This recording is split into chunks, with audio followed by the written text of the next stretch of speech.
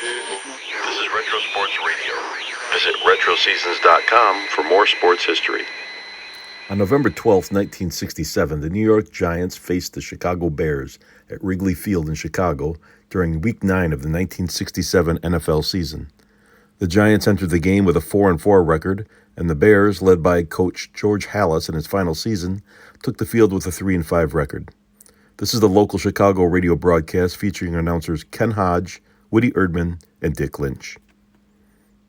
Ken Hodge with Woody Erdman and Dick Lynch, speaking to you from Wrigley Field in Chicago, where we're standing by to bring you the play-by-play action of today's National Football League game between the New York Giants and the Chicago Bears. Today's game is brought to you by Agway, complete supplier of products for farm and home, by Lowe's fabulous new Summit Hotel in the heart of New York City, and by Mohawk Airlines, now featuring its great travel value, Weekends Unlimited. Each week, throughout the professional football season, the New York Giants radio network and its affiliated stations bring you exciting National League football. The opening kickoff in today's game will be coming up in just a few moments.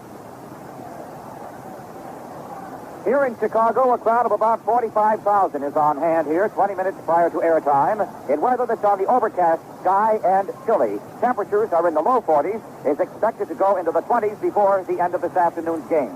The Giants enter this game all even on the season with 4 wins and 4 losses, while the Bears have won 3 and lost 5. In a moment, we'll be talking with former Giants defensive back Dick Lynch about how coaches Allie Sherman and George Halas might be calling their strategy. But right now, for another look at today's game, let's call in our play-by-play reporter, Woody Erdman. Thank you, Ted Hodge, and good afternoon, everyone, from Wrigley Field, Chicago, where this afternoon 2 football adventures will unfold for the more than 40,000 fans who are braving Chicago winds. The first of the 2 adventures is the New York Giants' high-flying offense, which leads the league in total yardage against the Bears' efficient defense, which has made the most of individual skills and hustle and, of course, the artful design of Coach Jim Dooley. The second adventure holds some fascinating possibilities, too, for quite another reason. It mentions a rather stuttering Bear offense, which has shown signs of improvement but remains last in the league in yards gained, and a Giant defense which has had more points scored against it than any other defense in the National Football League, but whose big problem appears now to be reduced to the defensive backfield. If, as they say, everything is relative, this could be quite a clash. Football, of course, travels in cycles. Last year, the Chicago Bears suffered through a 5-7-2 season, while the New York Giants were winning only 1 game all season. The Bears had lost Andy Livingston and Johnny Morris for the season. The Giants had been forced to do without Tucker Frederickson and had encountered many, many injuries. The Giants turn up at Wrigley Field this afternoon for their first appearance here since 1963, when Y.A. Tittle tried his very best to bring off the victory in the face of a brilliant Bear defense. Dick Lynch was in that football game. And perhaps, Dick and Ted, it won't be too many years before it will be the Bears against the New York Giants again in another championship affair. All right, Woody Erdman, let's hope that happy day is not too far away. We'll be getting back to you very shortly when we get the opening kickoff in today's game. We'll have more on today's game in just 60 seconds. Your man, William Benefic, college football star, is taking Army ROTC. Being able to make quick decisions on the field isn't Bill's only strong point. He plans ahead, knows where he's going and how to get there. He knows what he wants out of life, and part of it is making the most of his military obligation. By taking Army ROTC in college, Bill will receive his officer's commission when he gets his degree. His experience as an Army officer will put him a big jump ahead of competition if he chooses to return to civilian life. His practical experience in organizing, motivating, and leading men will be valuable in his career.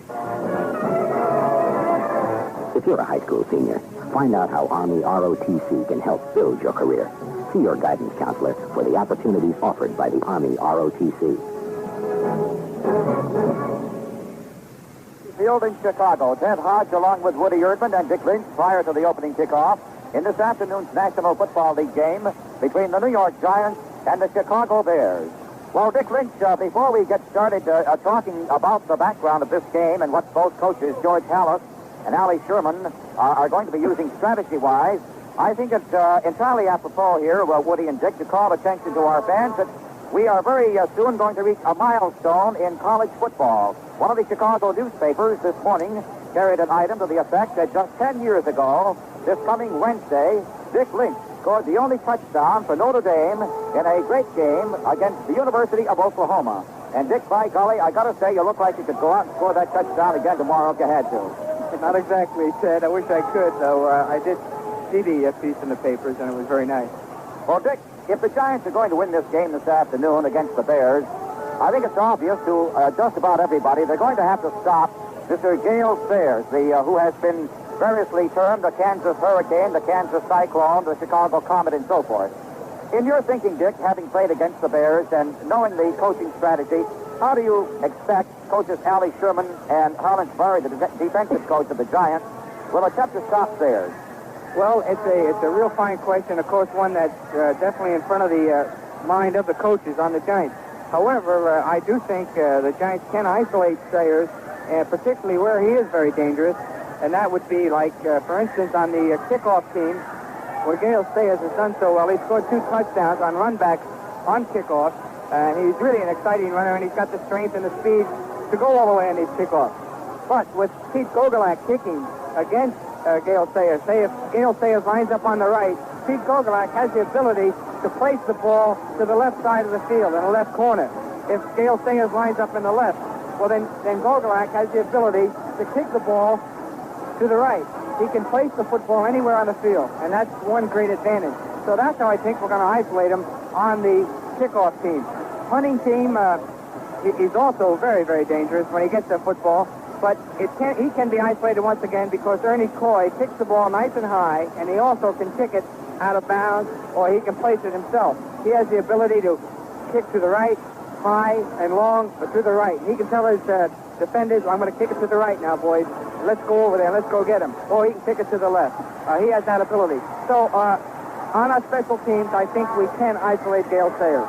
Dick, what happens if they decide to switch at a time when Gogolak is making his approach to the ball? Well, then I think then they're doing something that's different, and we've caused them to do something different. So I don't think that's going to affect it at all. If Sayers has to run from his right to his left, I think this is definitely in the favor of the Giants. He can also drop the football, too. Don't forget, it takes quite a long time to see the arc of the ball, see where it's going to fall, and try to get there in time, then to set up for your blocking. But Gogolak also can place that ball very quickly to the right corner or to the left corner, and I think, believe me, I think he can keep the ball away from Sayers. Dick, getting over to the Chicago Bears, I noticed that they're using Jack Concannon, the former Boston College star quarterback, as their number 1 quarterback this year. Now, when Jack Concannon was signed to professional football by the Philadelphia Eagles, he was, of course, the number 2 quarterback, and the Bears have had an established quarterback in Rudy Bukic. But now Concannon has been moved in by Coach George Halas ahead of Bukic, and I'm wondering why this is, Dick.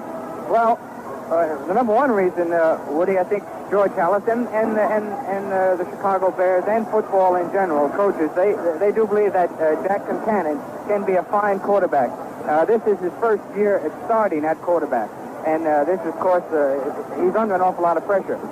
He is young. He's 24 years old. This is like his first year starting at quarterback, and they want to go with the young quarterback. Bukic has been in the league about 13 years. I played with Rudy down in Washington. He's got a fine arm. I do think at times he is a little erratic, and their offense in the beginning was sputtering, and as Woody pointed out, it hasn't been consistent. They have scored 101 points. That's second lowest in the league. The Atlanta Falcons have scored 96 points. So they don't have much of an offense. So I think he's going to turn the reins completely over to Jack Concannon and build him up. It takes a lot of experience. It takes playing time, and they want to go with Concannon. I don't think he's much of a passer. In fact, he's somewhat like Tarkington in that he does do a lot of scrambling. The figures here, he ran the ball 48 times. And Tarkington has only ran it 33 times. So when he goes back to throw the ball, he has the ability. He's 6'3" and weighs about 205 pounds. He has the ability to scramble. He also runs 109.9. So he's going to be a scrambler, just like Tarkington. He gained 176 yards on his 48 attempts. That's not an awful lot, but he does have the ability to scramble. Tarkington ran it 33 times for 214 yards. And we saw it last week as he scrambled, and really led us to some real fine games. But overall, though, that's the reason why I think they want to start Concannon and why they want to keep him in the ball game, make him the number one quarterback, give him the experience, because he has the future ahead of him. His future is sort of like behind him. So it's a youth movement on the part of the Chicago Bears by one of the senior citizens and senior statesmen, elder statesmen in the National Football League, the veteran coach George Hallis, going, as Dick Link mentioned, with youth in quarterback with Jack Concannon, the former Boston College star. We had the pleasure of seeing him in all three of his college games against Syracuse University. All three games he appeared in against Syracuse University over many of these stage stations. And Concannon was a fine college quarterback and has come along well here with the Chicago Bears. We'll have more on today's game in just 60 seconds.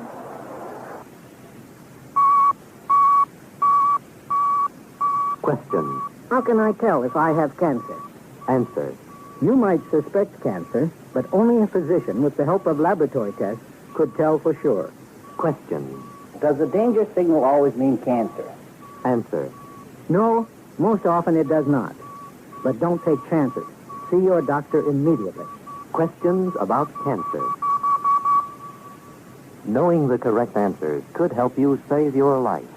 The American Cancer Society urges you to help protect yourself by knowing the life-saving cancer facts. You can read these facts in a free booklet, which contains a list of the 7 danger signals. It also tells you why yearly health checkups are important. Be sure to get your copy. Write or telephone your American Cancer Society.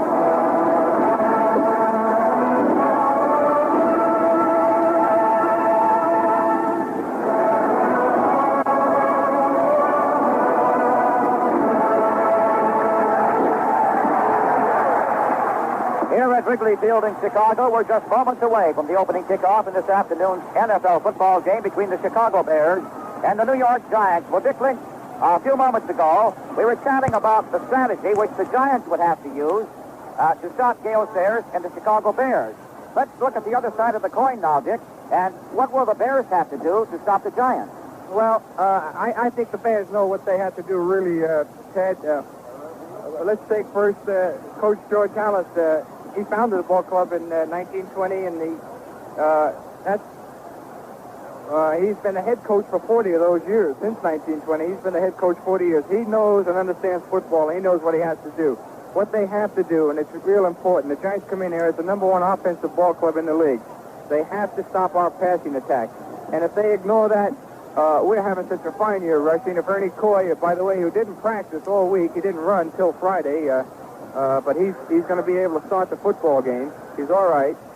Ernie Coy and Tucker Fredrickson, they're having a great year running. Both of them are blocking very well, and they're running very well. And I think we can run against the Chicago Bear defense. And I believe very strongly that we can pass. Now, if they line up 2 men on Homer Jones, has been the custom so far in the games that we've seen and we've recorded here, we have Aaron Thomas. And Aaron Thomas has done very well against the Chicago Bears. He's done very well against Richie Pettibone, who's a real fine safety. And they're going to have a battle. It's going to be quite a battle, Pettibone against Aaron Thomas. And also, of course, Homer Jones, he'll give anybody trouble. He'll give McRae trouble. He'll give Gentry trouble. And you never can tell when Homer's going to get the ball and go all the way with it. So they have to stop our passing. And if they ignore that, watch out for the run, because Tucker and Coy can go with that football. And that's the problem for the Bears. Our offense is really, really very good. Defensively, we have to stop Sayers on the ground, and that's going to be 11 football players crowding him every time he gets his hands on the ball. They'll probably come with pitch-outs, sweeps, all tackle plays.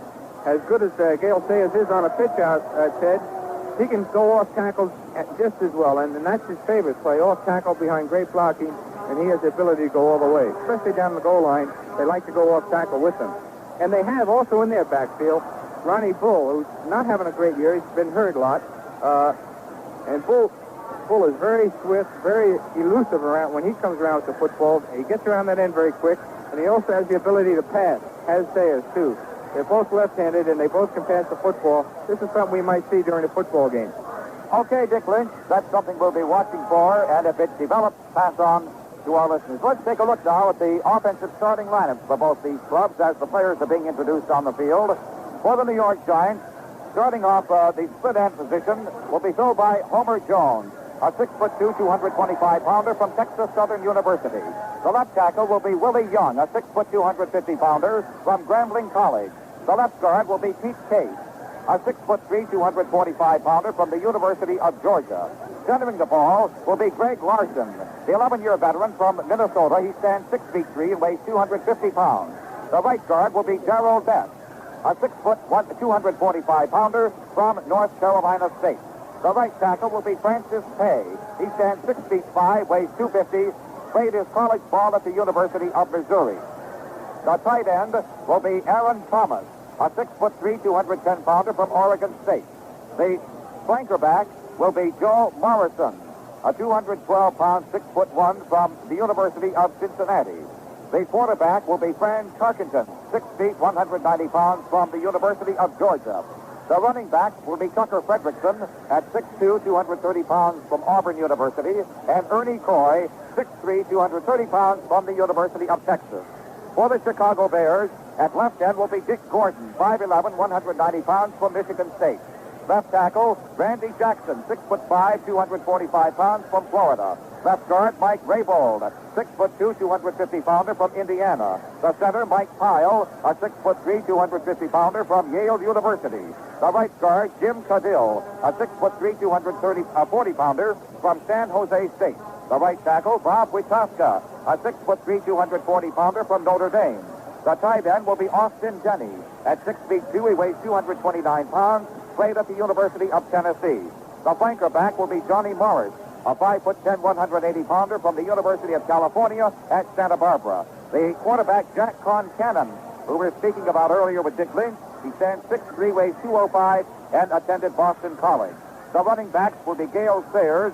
At 6 feet, he weighs 198 pounds, is from Kansas University, and Ronnie Bull, 6 feet tall, 200 pounds, from Baylor. Both teams are getting ready for the opening kickoff, which will be coming up in just a moment. Right now, we pause 70 seconds for station identification. This is the New York Giants Radio Network. At 8:10 on your dial in Schenectady, New York. Very shortly for the opening kickoff in this game between the Chicago Bears and New York Giants. Dick Lynch, this is a mighty important game for both of these ball clubs. Talking with some of the Chicago Bear players, they really feel that they are still in this race, and they are. If you look at their division, they're in the Central Division. With Green Bay hurting out, both Grabowski and Pitts out, I don't know how long Grabowski's going to be out, and with Bart certainly questionable. He goes game to game, but his shoulder isn't really in great shape.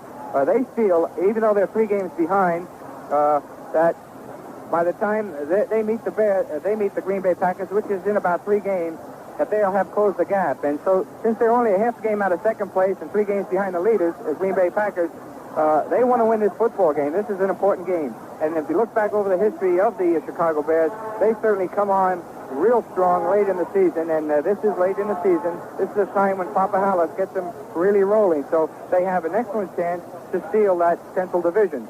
For the New York Giants, this is a mighty important game for us. We're 1 game out of first place. Both the St. Louis Cardinals and the Cleveland Browns right now are 1 game ahead of us. But perhaps if any one of those teams lose, we find ourselves right back in the first place. So this is a big game for the Giants, a big game for the Bears, and that's what's going to make it an exciting football game today. And the Giants have won the toss and elected to receive. They will be receiving from the goal line drawn directly in front of us here at Wrigley Field as the Bears line up for the kickoff.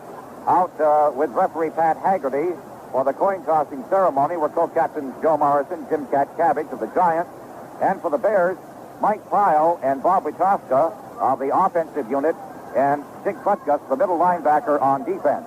Now here come the Giants out of their huddle around Coach Allie Sherman, ready to line up in receiving formation. Kicking off, placing the ball on the 40-yard line, is Max Percival, a 6'4", 220-pounder from Texas Tech, who will kick off for the Chicago Bears.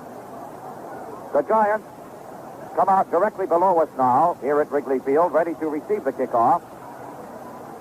And very, very shortly, we will have play-by-play action in the National Football League game between the New York Giants and the Chicago Bears. Percival has placed the ball on the 40-yard line for the Bears. The Giants are down below. It's all set to receive. There's the signal here to tell you about it. Our play-by-play reporter, Woody Erdman. There's the approach to the ball. The boot heads towards the near side of the field and goes out of bounds on about the 5-yard line, so it will be kicked over. Back to receive the kickoff will be Clarence Childs and Randy Minier. Minier was just activated this past week. He's a graduate of Purdue, 6'1", 200 pounds, and now has been assigned number 27. So we're here at Wrigley Field in Chicago prior to kickoff of the game between the New York Giants and the Chicago Bears.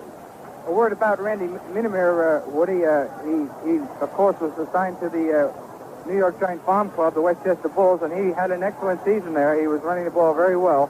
He is an excellent runner. Unfortunately, in his rookie year last year, he broke his leg up at training camp at Fairfield, Connecticut. But he's back and he's healthy and he's in real good shape, and he's a fine runner. Number 83, Max Percival, will kick off for the Chicago Bears. The ball is on the 35. The arm has been placed high in the air, and there is the approach to the ball, the boot.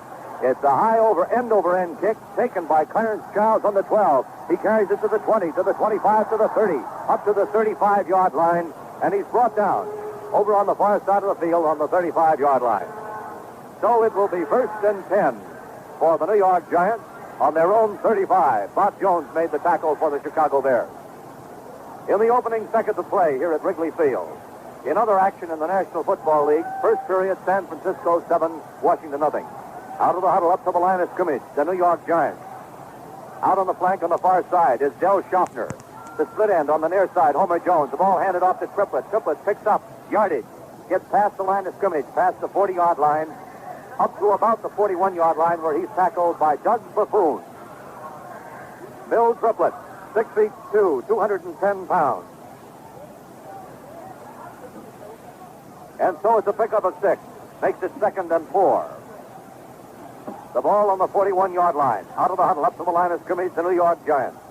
Jones on the near side. Schaffner on the far side. There's a pitch out to Fredrickson. Fredrickson gets yardage. Gets past the midfield stripe. Gets down to about the 42-yard line, and he's tackled there by Jim Purnell, the right linebacker for the Chicago Bears. So it's a first down for the New York Giants. 13 minutes and 40 seconds of playing time remaining in the first quarter. And an excellent block that time by Darrell Dess, and opening up that hole for Tucker. It was nice and big, and Darrell Dess pulled out of the line and knocked Buffoon back, enabling Tucker to make that big yardage. So the ball is on about the 44-yard line. Over the ball at center, Greg Larson. There's the handoff to Triplett. Triplett hits the middle of the line. He's stopped at the line of scrimmage by Dick Evey and Frank Cornish. The middle portion of the forward wall for the Chicago Bears. He may have picked up about a yard or two. No score in the ball game here at Wrigley Field. The New York Giants and the Chicago Bears. Make it 2nd down and about 10. No gain on that pass play. 2nd and 10. New York Giants. Calling the signals for the Giants. Fran Trackenden. On the near side, it's Homer Jones. On the far side, Del Schaffner. Trackenden fades. A pass to Jones. It's good. Jones gets it on about the 31-yard line, and he's tackled just about at the time he received it by Curtis Gentry, who is the right cornerback for the Chicago Bears. And so the ball is on the Bears' 31-yard line. 1st and 10, New York Giants on the Bears' 31. The New York Giants on the go in the opening quarter of this game between the Giants and the Chicago Bears, traditional rivals. There's the snap to Trackenden. Trackenden fades. A pass over the line to Aaron Thomas. It's good. And carried to about the 20-yard line on the near side of the field, where he's stopped there by Jim Purnell and Richie Pettibone. Purnell, the right linebacker. Pettibone, the strong safety. Pettibone in his 9th season. Purnell in his 4th season. So it's another first down for the Giants. 1st and 10, New York Giants. 11 minutes and 46 seconds of playing time remaining in the first period. The Giants in possession of the football. 1st and 10, the ball on the 20 of the Chicago Bears. Trackenden calling the signals. The running back are Fredrickson and Triplett. Offside. Marty Ambler, I think, pulled offsides on that pass play, Dick. Right, he did. He jumped the gun by about 2 seconds, and I think Tarkenton was ready to take the ball anyway and throw it, but the referee stepped right in. It was offsides, and they stopped the ball even before they got in motion. So that puts the ball on the 15-yard line. For the New York Giants, it is 1st and 5 to go. The ball on the 15 of the Bears. Out of the huddle up to the line of scrimmage, the Giants. Schaffner on the far side. He's the flanker. The split end, Homer Jones on the near side. The tight end, Aaron Thomas. Triplett and Fredrickson are the running back. The ball handed off to Fredrickson. Fredrickson to the 5, down to about the 2-yard line, and he's forced out of bounds on the near side of the field by Curtis Gentry, right cornerback for the Chicago Bears. Tucker Fredrickson, who this year entered the ball game with 261 yards rushing in 81 carries. Well, it's been the Giant habit to take the ball if they get it, to move right down the field. In every game, they've scored, I think, just about every time they had their hands on the ball the first time, Woody, and they're in real fine scoring position once again. Tarkenton has brought them right down. 1st and goal to go with the ball on the 3-yard line. Tarkenton calling the signals. Hands the ball off to Triplett. Triplett hits the middle of the line. He bangs into it, but he is stopped by the center portion of the front four for the Chicago Bears. Dick Evey, Frank Cornish, and middle linebacker Dick Butkus. It's going to be tough moving a man like Frank Cornish, Woody. They say he's 270 pounds, but I was next to him down on the field. I think he's over the 300 mark. He's about 3'5". Bob Crispino goes in the ball game. He moves in at tight end, and Aaron Thomas flips over to split end. Del Schaffner is the flanker back. The running backs are Fredrickson and Triplett. Tarkenton calling the signal for the New York Giants. Greg Larson over the ball at center. Takes the snap from center. Hands the ball off to Triplett. Triplett loses his footing as he hits the line, and he is stopped at the line of scrimmage by Ed O'Branovich, number 87, in his 6th season in the National Football League. 6'3", 255 pounds. The New York Giants knocking on the door. The ball on about the 1-yard line. Bill Triplett went into the line, and as he moved into the line, he tried to cut in, lost his footing. Picked up about 2. 1 yard to go. Tarkenton calling the signals. Takes the snap from center. He fades. He's looking for a receiver. There's the pitch out to the near side to Darrell Death. It's a lateral, and I believe Death carried it in. Yes, that's right, Woody. You called it right. It's a touchdown, and I bet you Darrell Death is really very amazed, but very elated at the same time. Tarkenton was put on a great rush by Ed O'Branovich. As he went tried to go into the end zone with the ball, he was tackled and instinctively turned around, threw the ball to Darrell Death and put his shoulder in and just took over 2 Bear defenders with him. A touchdown, Giants will lead. Darrell Death scores the touchdown for the Giants. Taking a lateral from Fran Tarkenton. Pete Skogalak will attempt the conversion. There's the hole, the boot. It is good. And so it's 7 for the New York Giants, nothing for the Chicago Bears. More New York Giants football in just 60 seconds. So the New York Giants get on the scoreboard first here at Wrigley Field in Chicago early in the first quarter, taking the opening kickoff, a 65-yard drive capped by a lateral pass from Fran Tarkenton to Darrell Death for the touchdown. Skogalak's conversion kick was good. The Giants lead the Chicago Bears 7-0. Now here is Skogalak kicking off for the Giants. Here to tell you about it, the network voice of the Giants, Woody Erdman. Gordon and Sayers lined up one behind the other. An attempt to confuse Skogalak. As Skogalak kicks off, the ball taken by Ralph Jurek. Jurek carries the ball along the near side of the field, and he is finally down on about the 35-yard line. Right, Woody, I think, as we called it, Dale Sayers and Gordon were back there, one behind the other, so they were trying to confuse the Giants rushing team coming down. Skogalak tried to put it over on the left side of the field. Chicago Bears out of the huddle up to the line of scrimmage, calling the signals. Jack Concannon, the quarterback for the Chicago Bears. Over the ball at center, Mike Pyle. The ball is snapped back to Concannon. He hands it off to Ron Bull. Bull hits the line. He picks up several yards, and he's brought down short of the 40-yard line. Ron Bull, who is back in action, he was out, the result of injury, and makes his return today. He's a 6-year veteran, 6 feet tall, 200 pounds, a graduate of Baylor. Out of the huddle, up to the line of scrimmage, the Chicago Bears. It is 2nd and 8. The running backs are Sayers and Ron Bull. The flanker back is Johnny Morris. Over the ball at center is Mike Pyle. The quarterback, Jack Concannon. Concannon takes the snap from center. He fades, looking for a receiver. He's being rushed behind the line of scrimmage. Cabbage is after him. He's being chased. There's a short pass. A screen pass to Austin Demme. Jimmy got the ball on the far side of the field and carried it up to about the 39 or 40-yard line. Ken Avery and Bill Swain brought him down.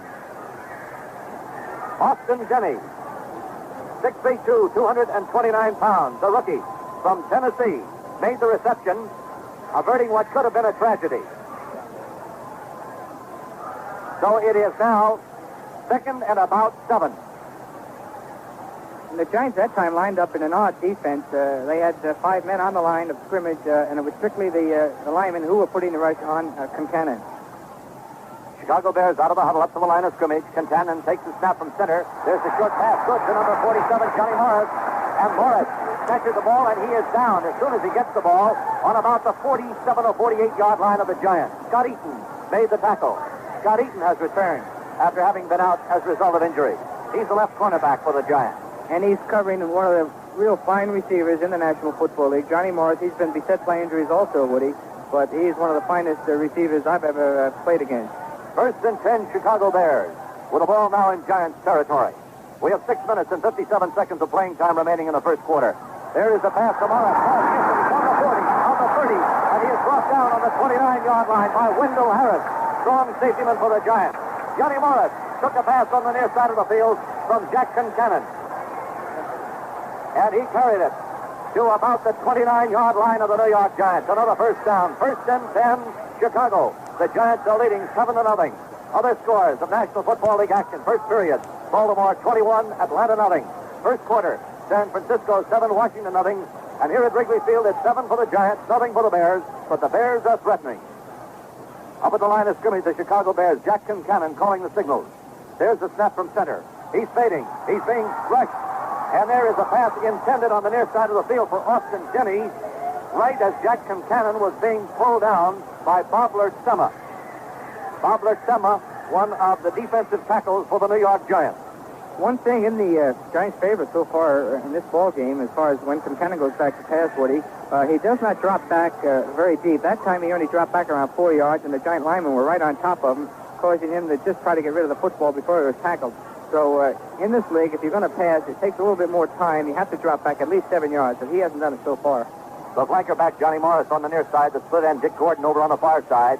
The quarterback is Jack Concannon. He fades. Again, the rush being put on him. There's a screen pass to Ronnie Bull. Bull gets it, carries it over to the far side of the field to about the 35. Now, that'll be a loss of about 4 yards on the play. Vince Costello made the tackle.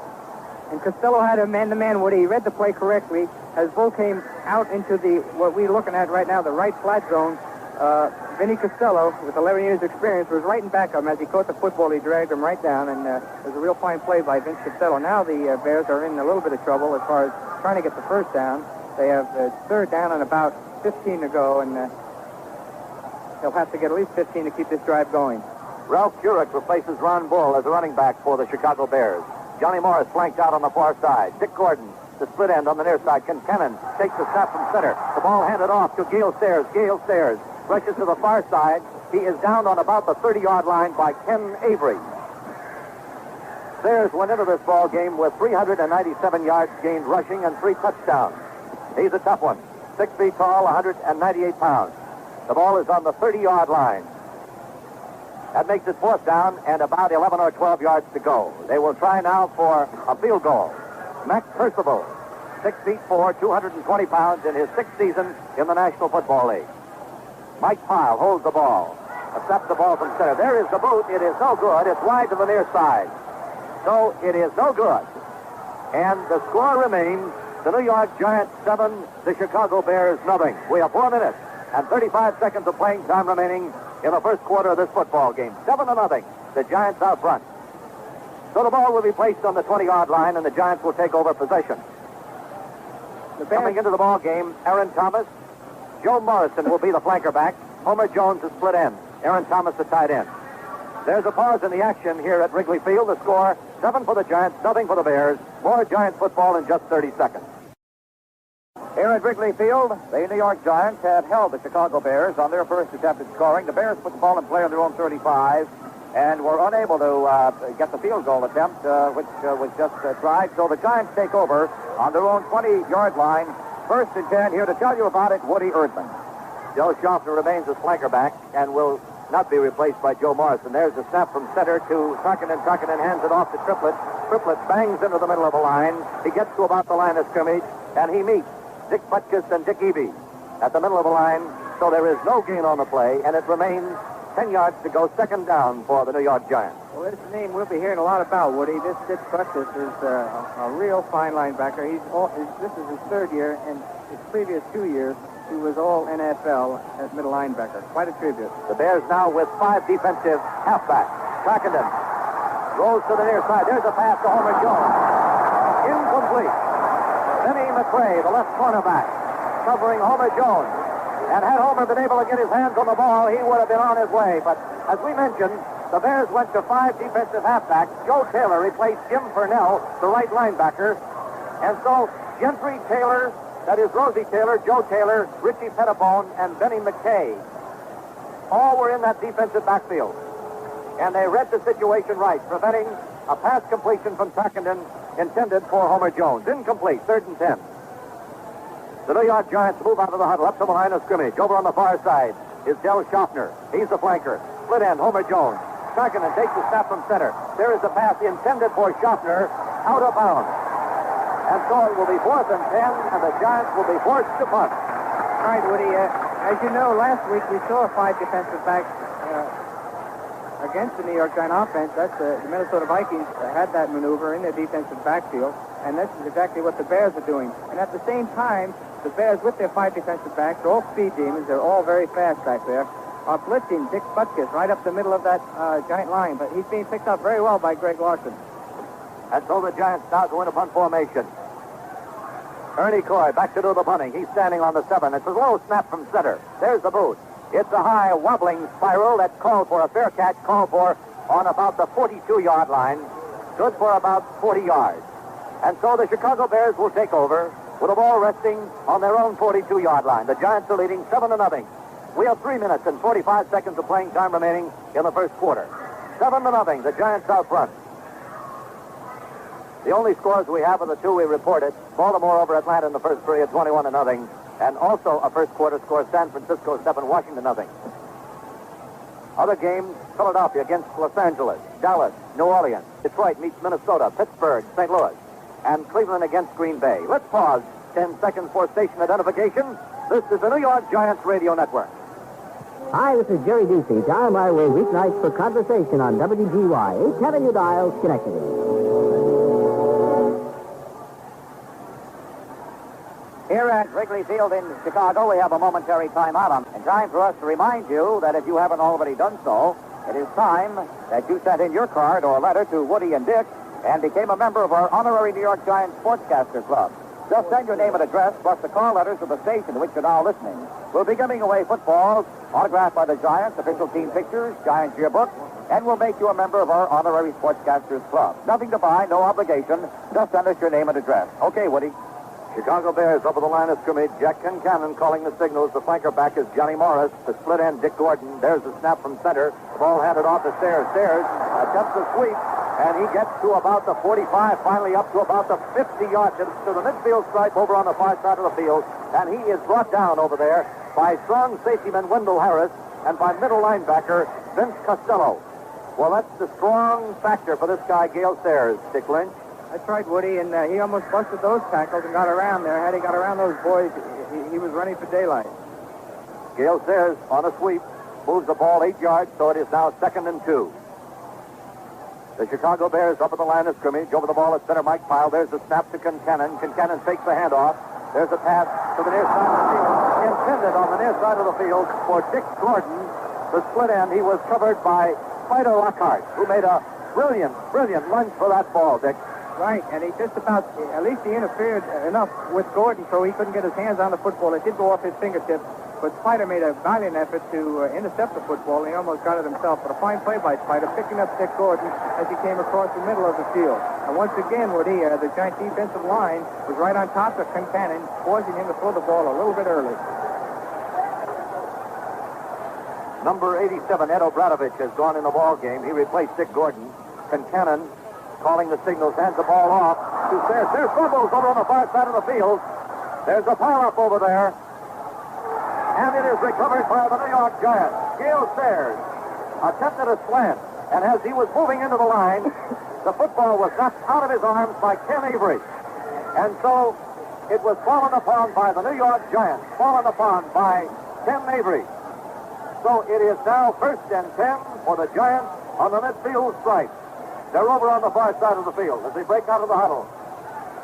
Del Schaffner is flanked out on the far side, split on the near side. Homer Jones, the tight end Aaron Thomas, the running backs Triplett and Fredrickson. Tarkinen takes the handoff, gives the ball over the middle for Schaffner. Schaffner takes it down to the 20, down to about the 15-yard line. After taking that pass at the middle of the field, he raced to the near side of the field and carried it all the way down to the 15-yard line. Roosevelt Taylor, the free safetyman for the Chicago Bears, prevented Del Schaffner from taking it in. And so the New York Giants are again knocking on the door of the Chicago Bears. They're leading 7-0, the Giants. The ball placed officially on the 16. So it is now 1st and 10, Giants on the Bears 16. Schaffner flanked out to the far side. Jones on the near side, the tight end Thomas. Triplett and Fredrickson, the running back. There's the snap from center, the handoff to Triplett. Triplett finds the hole as he hits the far side of the line, carries the ball past the 15-yard line, down to about the 13, and he's tackled there by Butkus and Buffoon. The Chicago Bears now deep in their own territory with the Giants in possession. The Bears using 3 linebackers. Right down here, Woody, there's no really room to run. No deep secondary, so that's why they keep the 3 linebackers in. They do expect to run, but they might get the pass this time. The ball on about the 11. The ball handed off from Tarkinen to Fredrickson. Fredrickson, the middle of the line, past the 10-yard line, picks up several yards, and he's brought down by Marty Amsler and Frank Cornish. Amsler, the right defensive end, and Frank Cornish, the left defensive tackle. So it is now 3rd and 1. Aaron Thomas, now the split end. Bob Crispino moves in at tight end. Homer Jones leads the ball game. Schaffner flanked out on the far side. Fredrickson and Triplett, the running back. Tarkinen calling the signals. Takes the snap from center. Hands the ball off. Carried to the near side of the line. Carried into the line by Triplett. By Fredrickson, I believe, as they unfold. And he may have picked up a first down. He's very close, Woody. I think he has got it. Yes, he does. It's a first down. And a fine run by Tucker. Just put his head down. His shoulder went right into the linebacker, Purnell. And he got it. At least he knocked him down enough to get his first down. It's a real big first down for the Giants. Now they have 6 yards to go for a touchdown, but they're in excellent position here. 1st and goal to go for the Giants. Schaffner flanked out to the far side. Jones back in the ball game. He's the split end, moved in on the near side. Thomas the tight end. Tarkinen calling the signals. There's the snap from center. The ball given on a pitch out to Fredrickson. Fredrickson takes the sweep and then turns in and gets to about the line of scrimmage. He may have picked up a yard. Dick Butkus and Edo Branovich make the tackle. That's the end of the quarter. And so, at the completion of the first quarter, the score here at Wrigley Field in Chicago, the New York Giants 7, the Chicago Bears nothing. Okay, Woody Erdman. Say, friends, here in Chicago, our New York Giants radio network broadcasting staff is headquartered at the Ambassador East Hotel, home of the famous Pump Room. On your next trip to Chicago for business or pleasure, you'll enjoy gracious hospitality at Lowe's Ambassador East and pleasant relaxation and sumptuous dining in the famous Pump Room. You're the Ambassador East and the Ambassador West. Want to remind you, too, that if you are coming to New York for a Giants game next week when the Giants play Pittsburgh or anytime soon, here's a tip for you. Lowe's fabulous new Summit Hotel in the heart of New York is the place to spend your football weekend. Have a big town Saturday night at the Swinging Gaucho Room with its great food and sophisticated entertainment. There's never a cover or minimum there, you know. Follow that up Sunday with a hearty brunch and an afternoon of exciting Giants brand of professional football for the most exhilarating weekend you've ever had. Best of all, Lowe's Summit Hotel, you know, is where the Giants make their home away from home when they're playing in New York. Check the Yellow Pages or your favorite travel agent for reservation information. Here we go to the second quarter of play at Chicago. Here to tell you about it, Woody Erdman. The Giants up at the line of scrimmage. Schaffner on the near side. Bob Crispino in the ball game at tight end. The split end, Aaron Thomas. Tarkinen takes the snap from center. He fades back to about the 15. He's being rushed. He's pulled down. Back on the 10-yard line. Edo Branovich. A pass rush put on Fran Tarkinen. And they pull him down behind the line of scrimmage back on about the 10. That's a loss of about 5 yards on the play. Right, Woody. I think Fran was trying to hit Del Schaffner, who was covered very, very well by Benny McRae over here on our side of the field. Dell was trying his very famous square out pattern, which he does excellent. But Benny, with no room behind him, just stayed with him move for move, and Tarkenton could not release the football. And so it is now. The New York Giants in possession of the football, 3rd and 9. Schaffner flanked out on the near side. The tight end is Bob Crispino. The split end is Aaron Thomas. Tarkenton fades. There's a pass in the end zone. Intercepted by Benny McCray. McCray goes to the 10, up to the 15-yard line, and he's stopped on the 15-yard line on the far side of the field by Darrell Depp. That pass intended for Del Schaffner under the goalpost, intercepted there by Benny McCray, who took the ball away from Schaffner. Chicago Bears at the 17-yard line. So it is a pickup of about 2 yards will make it 2nd and 8. And that's a fine one-on-one stop by Clarence Childs. He came up and kept his head up, and as Sayers was trying to get around him by Duke, and he just went right into him and pulled him right down. A fine tackle by Clarence Childs. Ron Bull and Gale Sayers are the running backs. Sayers out on the wing on the far side. Concannon takes the snap from center. He rolls out. There is a pass to Sayers. Sayers tries to reverse his position after getting the pass, and there is a marker on the play. Gale Sayers took that ball heading toward the far sideline. As he caught the ball, he tried to reverse his field. He could not do it, lost his footing, and a marker was thrown on the play. Well, they're calling a face mask penalty. Woody, it's a 15-yard penalty. It takes the Chicago Bears out of the hole, so to speak. At least they had 15 yards given to them that time. The referee was standing right there, and he threw the flag down. As the ball player, as Sayers tried to spin away, I think one of the ball players grabbed the face mask. So an automatic 15-yard penalty and a first down. So it's 1st and 10, Chicago Bears on their own 38-yard line. Number 45, Dick Gordon, the split end on the far side. Johnny Morris flanked on the near side. There's the snap from center. The handoff, the carry into the middle by Ron Bull. Bull gets to about the 40-yard line, and he is brought down over on the far side of the field by Vince Costello, Bob Lertsema, and Jim Moran. Lertsema and Moran, the defensive tackles for the Giants, and Vince Costello, middle linebacker. So the ball is on the 41. And it's 2nd down and about 7 to go. 2nd and 7, Chicago, with the ball on their own 41-yard line. A pickup of 3. As they move out of the huddle up to the line of scrimmage, Gordon splits out to the far side, and Morris is flanked on the near side. The tight end is Austin Denny, a rookie. Jack Concannon calling the signals. He fades. There's a marker on the play. There is a pass to Sayers. Sayers take it on about the midfield stripe. He carries it, tries to get it beyond the midfield stripe, and he is dropped there on the far side of the field by Spider Lockhart and Vince Costello. A short pass, Concannon to Sayers. There is a marker on the play. Yes, Woody, I think they were offside on that particular play, and it'll go against the Chicago Bears. That's 5-yard penalty against the Giants. Against the Chicago Bears. It's interesting to note, though, that Concannon is not going for the deep pass. He is going for just the short, mediocre pass, like he's just hitting 7 yards and letting the receiver do the rest of it for him. And he has 2 receivers that can do it. He's sending Sayers out of the backfield. Once he gets his hand on the ball, he can take off and make yardage for him. And the same with Johnny Morris, who has done it so far in this ballgame, too. So with that penalty, it is now 2nd and 12, Dick. Number 45, Dick Gordon, split on the far side. The flanker back, Johnny Morris, wide on the near side. There's the snap to Concannon. Concannon rolls out. He's looking for a receiver, decides to run, gets past the midfield stripe. The 45, forced, almost forced out of bounds, but dropped on the 41 by Wendell Harris and Scott Eaton. Jack Concannon took the snap from center, looked for receivers, decided to run with the football, picked up blocking, and picked up some real yardage. Right, Woody, that's very similar play that the New York Giants have with Fran Tarkenton, and it's the option pass. He can run it, or he can throw the football. That time he was looking for Sayers coming across the middle of the field. Sayers was covered by Vince Costello, so he decided to run with it, and he made real fine yardage. And as we pointed out, he has the ability to run. He's a 9.9.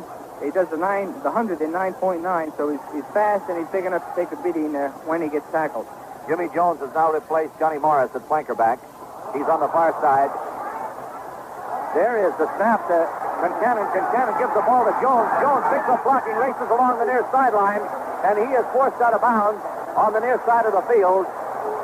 On about the 20-yard line, Vince Costello and Clarence Childs. Jimmy Jones winning the ball game at the flanker back position, and then on the reverse took the ball from Concannon. Race to the near side. Dick? All right, Woody, and they were very lucky that time. Sayers started in motion just before the play, but his it wasn't a forward motion, it was side. As long as he's going away from the line of scrimmage or lateral to it, they're not going to call it. So he did slip, but he was going towards the sides. He took the ball from Concannon, and he in hand turned it off to Jones, who made real fine yardage. And so it is now 1st and 10 with the ball resting on about the 17 of the Giants. Concannon calling the signals. He hands the ball off to Sayers. Sayers a sweep. Gets to about the line of scrimmage. He may have lost a yard on the play as he tried to turn the corner. Scott Eaton stopped him. Pushed him over to the far side of the field. Eaton assisted by Ken Avery. Avery, the right linebacker. Scott Eaton, left cornerback for the Giants. There's a loss of about a yard or two on the play, Dick. Yes, Woody, that play actually was scheduled to go off tackle inside their offensive end, and as Sayers, who has such magnificent speed in the sense of in running, he saw the hole was blocked, cut away on the outside, and a fine tackle by Scott Eaton, who he tried to outrun, and he didn't. Second and 11 for the Chicago Bears. Concannon takes the snap from center. He rolls out. He's looking for a receiver. He's being rushed behind the line of scrimmage by Bob Lerstema. They drop him. Back on the 35-yard line. A correction. I was watching Concannon, and the rush that was put on Concannon by Katcavage and Lerstema. And in the meantime, Concannon connects with Austin Denny. Austin Denny, 6'2", 229 pounds. A rookie. And Concannon is down. Back on about the 35-yard line. Well, that was a scramble pattern, Woody. It was the same play that Concannon ran before. Instead of throwing the ball, he ran with the ball the first time. But this time, instead of running, he stopped and looked for a pass receiver. Denny was covered at the time, and he scrambled and went on back. And just as he was about to be tackled, he got rid of the football and made a completion to Denny. It would give him still 4 yards to go. But in the meantime, Concannon was hit very hard by Jim Katcavage, a free, legitimate tackle. And Concannon right now is on the ground. He's being attended to by the physician. So if he's hurt, you might see quite a different football game in there with Rudy Bukic. If Rudy Bukic has to come in the football game, he's a boy that can throw the football. If he has time to throw it, he can pinpoint anybody. It looks like Bukic is coming out on the field, too. Concannon is going to stay in the ball game. It looked for a moment that as though Larry Rakestraw would replace Concannon, but Concannon shakes him off. And so, as Dick has told you, it is 3rd and 4 on that pass completion from Jack Concannon to Austin Denny. Denny went into this ball game, and he had one reception. Had been thrown to 11 times and had only one reception. He's a rookie. Out of the huddle, up to the line of scrimmage, the Chicago Bears. Number 47, Johnny Morris, back in the ball game. He's flanked out on the far side. Dick Gordon, split on the near side. There's the snap. Concannon, he decides to run with the football, heads to the far side of the field, and he's brought down back on about the 15-yard line by Bill Swain. Swain, the left linebacker for the New York Giants. Concannon looked for open receivers, couldn't find them, and he rolled out to the far side, brought down on the 15-yard line by Bill Swain. So it's 4th down for the Chicago Bears, 4th and 7. With the ball resting on the 15-yard line, Max Percival will try now for the field goal. The ball will be held on about the 22. There's the snap, the hold, the boot. It is blocked. Freeman White blocked the attempted field goal by Max Percival. And so the score remains 7 for the New York Giants, nothing for the Bears. We have 9 minutes and 40 seconds of playing time remaining in the first half of this football game. 7-0, the Giants over the Bears. Right, Woody, and that's exactly why they put in Freeman White in this situation. He is big, he's fast, and he gets in there real good. He comes down crashing outside their blocking backs and just stretches out. It's exactly what they put him in there for, and he did a fine job that time. Homer Jones stood on the far side. Shopner flanked on the near side. The running back, Triplett, and Fredrickson. Tarkinen calling the signals at quarterback. There's a marker on the play. Tarkinen, a long pass intended downfield for Homer Jones. It is incomplete. There's a marker on the play. Curtis Gentry was covering Homer Jones. Gentry is the right cornerback. He has been assigned to Homer Jones. There are 2 markers. One down on about the 5-yard line and one in Giants territory and one at around the midfield stripe. Well, Woody, I think what happened there, first of all, Chicago was offside. Butkus tried to rush in the middle. He was picked up right away by Greg Larson. But in the meantime, as Homer was going downfield, the referee threw the flag against Homer, saying that he pushed the defender. Actually, from where I was looking, it looked the other way, but the referee knows better, of course. He is calling a penalty against the Giants and a penalty against the Chicago Bears. I believe that they were offside, so if that's the case, it'll be offsetting penalties, and we'll take it right from the start, first down again. Baltimore scored 14 points in the second quarter. They lead 35-0 over Atlanta. San Francisco 14-3 over Washington. That's the second quarter score. 0-0, Pittsburgh and St. Louis. The New York Giants leading by 7. 9 minutes and 14 seconds of playing time remaining in the first half of this football game. Offsetting penalties, Dick, as you called it. No, actually, Woody, it's not an offsetting penalty. They are calling offensive offensive interference against the Giants, so it puts them back 6 yards, half distance to the goal line, which is 6 yards further. Now There's the snap to Fran Tarkenton. Tarkenton hands the ball off to Tucker Fredrickson. Fredrickson carries the ball into the near side of the line, and he is stopped by Frank Cornish, the defensive tackle, and Dick Butkus, middle linebacker for the Chicago Bears. Jim Purnell leaves the ball game, and Joe Taylor goes in, and that means the Chicago Bears are going to 5 defensive halfbacks.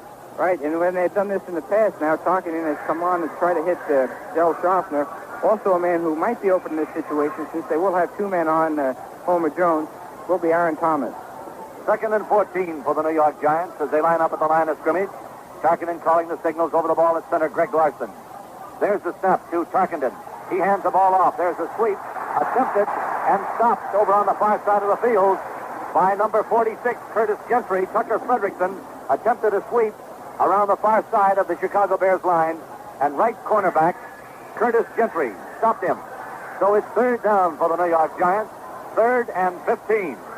8 minutes and 5 seconds of playing time remaining in the first half of the football game. 7-0. The Giants scored early in the contest on a lateral from Fran Tarkenton to Darrell Dett. Out of the huddle up to the line of scrimmage, the New York Giants. Fran Tarkenton is calling the signals for the New York Giants. The running backs are Fredrickson and Triplett. Tarkenton takes a snap from center. He rolls back into the end zone. There is a pass intended on the near side of the field for Aaron Thomas. Incomplete. And almost intercepted, Woody. That time Featherbone that came up on the football. He left Aaron Thomas go and made the move for the football, but he was just a little bit too late. Would have been a fine interception and put the Bears in great position, but now the Giants are kicking from their end zone. They have the wind at their back, so that's a real good factor. But don't forget who's going to be down here trying to catch a football is Gale Sayers, and you know what he can do when he has the football in his hand. First period score, Dick. Dallas 7, New Orleans 7. Here at Wrigley Field, the New York Giants are leading 7-0. The Giants in punt formation. Back to do the booting is Ernie Coy. There's the snap from center. It's a low pass by Greg Larson, taken on about the 43-yard line by number 47 for the Chicago Bears. And there is a marker on the play. Again, Woody, I think they're going to call unnecessary roughness that time on the New York Giants. They piled in on that receiver as he was catching the football, so the Giants are eager, certainly, to knock these boys down, but if they're over eager, it's going to cost them. That's the second penalty against the New York Giants, second 15-yard penalty. The Bears now are in excellent position. They're on the 20-yard line in real good field position, but the Giants' defensive team has prevented them from scoring. Let's see if they can do it again. So the ball is on the 20-yard line of the New York Giants. Johnny Morris caught that punt off the toe of Ernie Coy. Concannon takes the snap from center. He hands the ball off to Sayers. Sayers attempts to sweep. He's forced out of bounds over on the far side of the field by left cornerback Scott Eaton, who is back in the Giants lineup and doing a great job for the New York Giants against these Chicago Bears, particularly against Gale Sayers, Dick. Right, Woody, and the entire line, though, also, I'd like to point out that they're pursuing Gale Sayers just as much as Avery, Costello, and Swain. That whole line, Condren, Kramer, Moran, Katavage, they were right down there step for step with Gale Sayers. So they are pursuing, and they're doing an excellent job. There was a loss of about a yard, makes it 2nd and 11. Larry Rakestraw goes in the ball game at quarterback, replacing Jack Concannon. There is the snap to Rakestraw. The ball handed off to Sayers. Sayers moves into the near side of the line, and he is stopped by Ken Avery. Rakestraw, the quarterback, took the snap from center, handed it off to Sayers.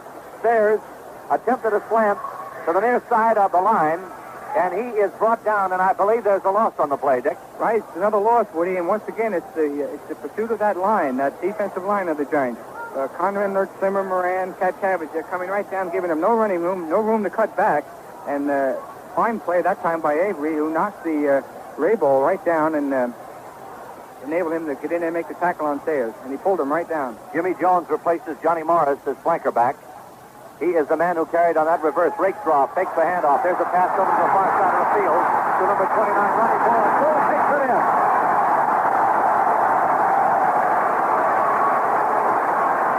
Rakestraw in a play-action sequence found Ronnie Bull over on the far side of the field.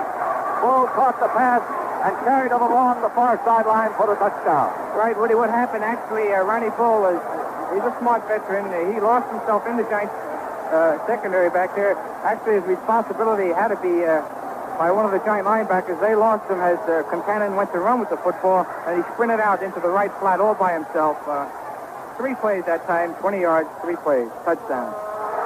There's the extra point, Booth. It is good, and so it's 7 for the Chicago Bears, 7 for the New York Giants. 5 minutes and 52 seconds of playing time remaining in the first half. We'll have more New York Giants football in just 60 seconds. So in just 3 plays from the Giants' 20-yard line, the Chicago Bears are on the scoreboard. It's tied now, 7-7. 7 for the Bears, 7 for the Giants. The kickoff in Woody Erdman. An end-over-end kick that heads over to the far side of the field. Lertsema takes it, carries it back past the 20-yard line up to about the 25-yard line, just shy of the 25-yard line. And it is 1st and 10 for the New York Giants, just shy of their own 25-yard line. We have 5 minutes and 42 seconds of playing time remaining in the first half of the football game. 7-7. The Giants scored in the first period, and the Chicago Bears have just scored. Homer Jones out on the far side. Del Schaffner flanked on the near side. There is a snap from center. The ball handed off to Triplett into the near side of the line. He picks up about a yard on the play, and he's stopped there by Richie Pettibone and Dick Butkus. Butkus, the middle linebacker for the Bears, and Pettibone, strong safetyman. There's a pickup of about a yard, makes it 2nd and about 9. Joe Taylor goes in the ball game, replacing Jim Purnell. And so the Chicago Bears are back in the use of 5 defensive halfbacks.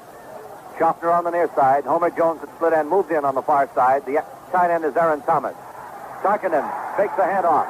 The ball is knocked out of his hands and intercepted by Frank Cornish. Tarkinen actually had his arm hit as he passed the ball. And as the ball bobbled in the air, Frank Cornish tucked it in. And the Chicago Bears are now in possession of the football on the New York Giants' 19-yard line.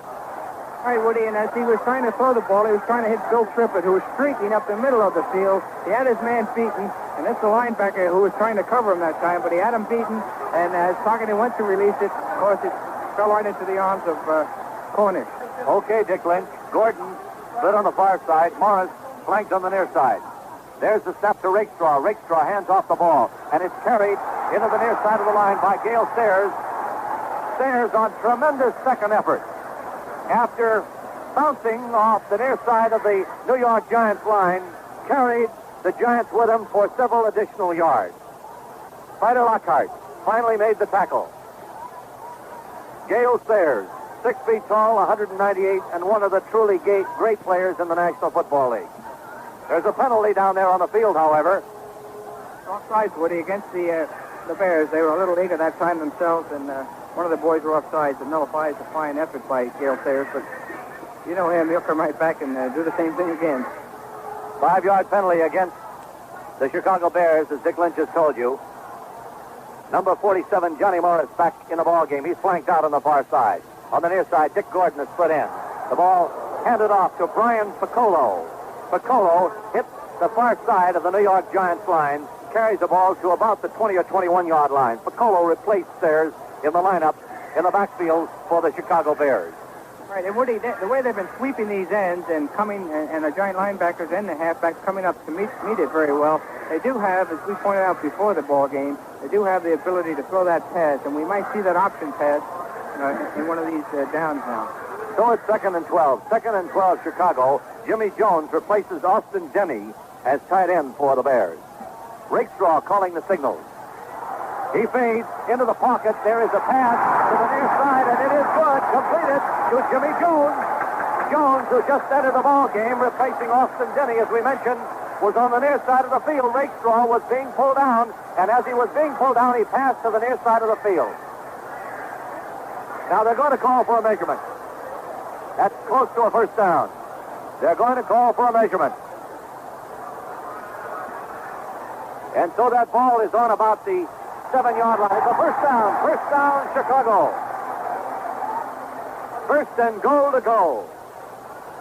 7-7. It's all tied up. The Giants scored in the first quarter. The Chicago Bears have scored once in the second period. And the Giants, having had an interception, the ball is on the 8-yard line. An interception has given the Bears possession of the football, and they are now knocking on the scoring door. Rakestraw calling the signals for the Bears. Takes the snap from center. Hands the ball off. It's carried into the line by Sayers. Back in the ball game. Sayers picks up a couple, and he's dropped on about the 5 by Spider Lockhart and Ken Avery.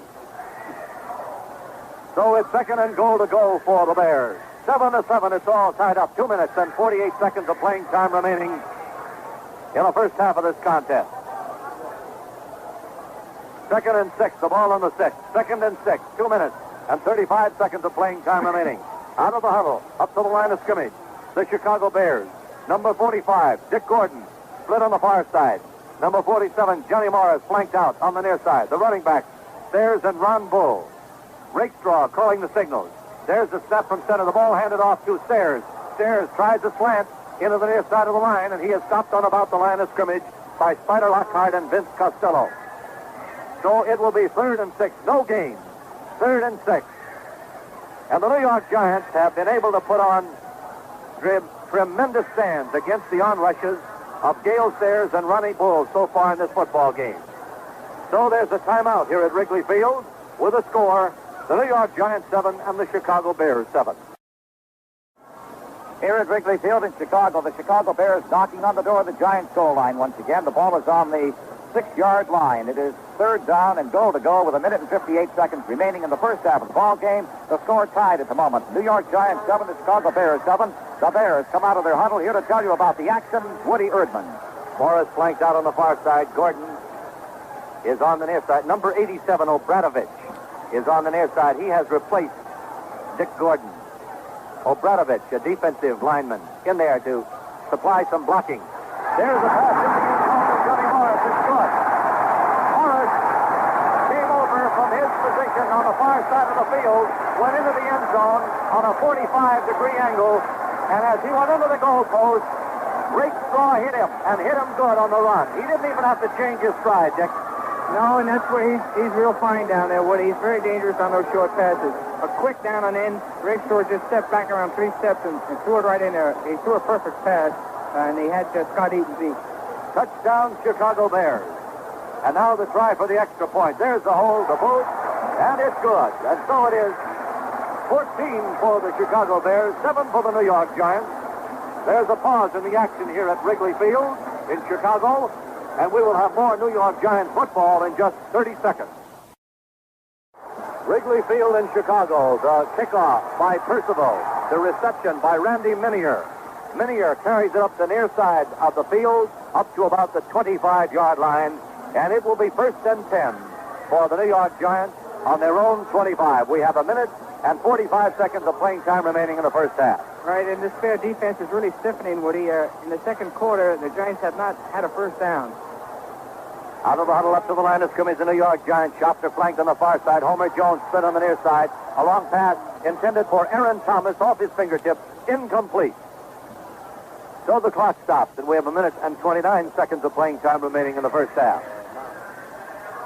Other scores, San Francisco 14, Washington 3, second period. Second period, Baltimore 35, Atlanta nothing.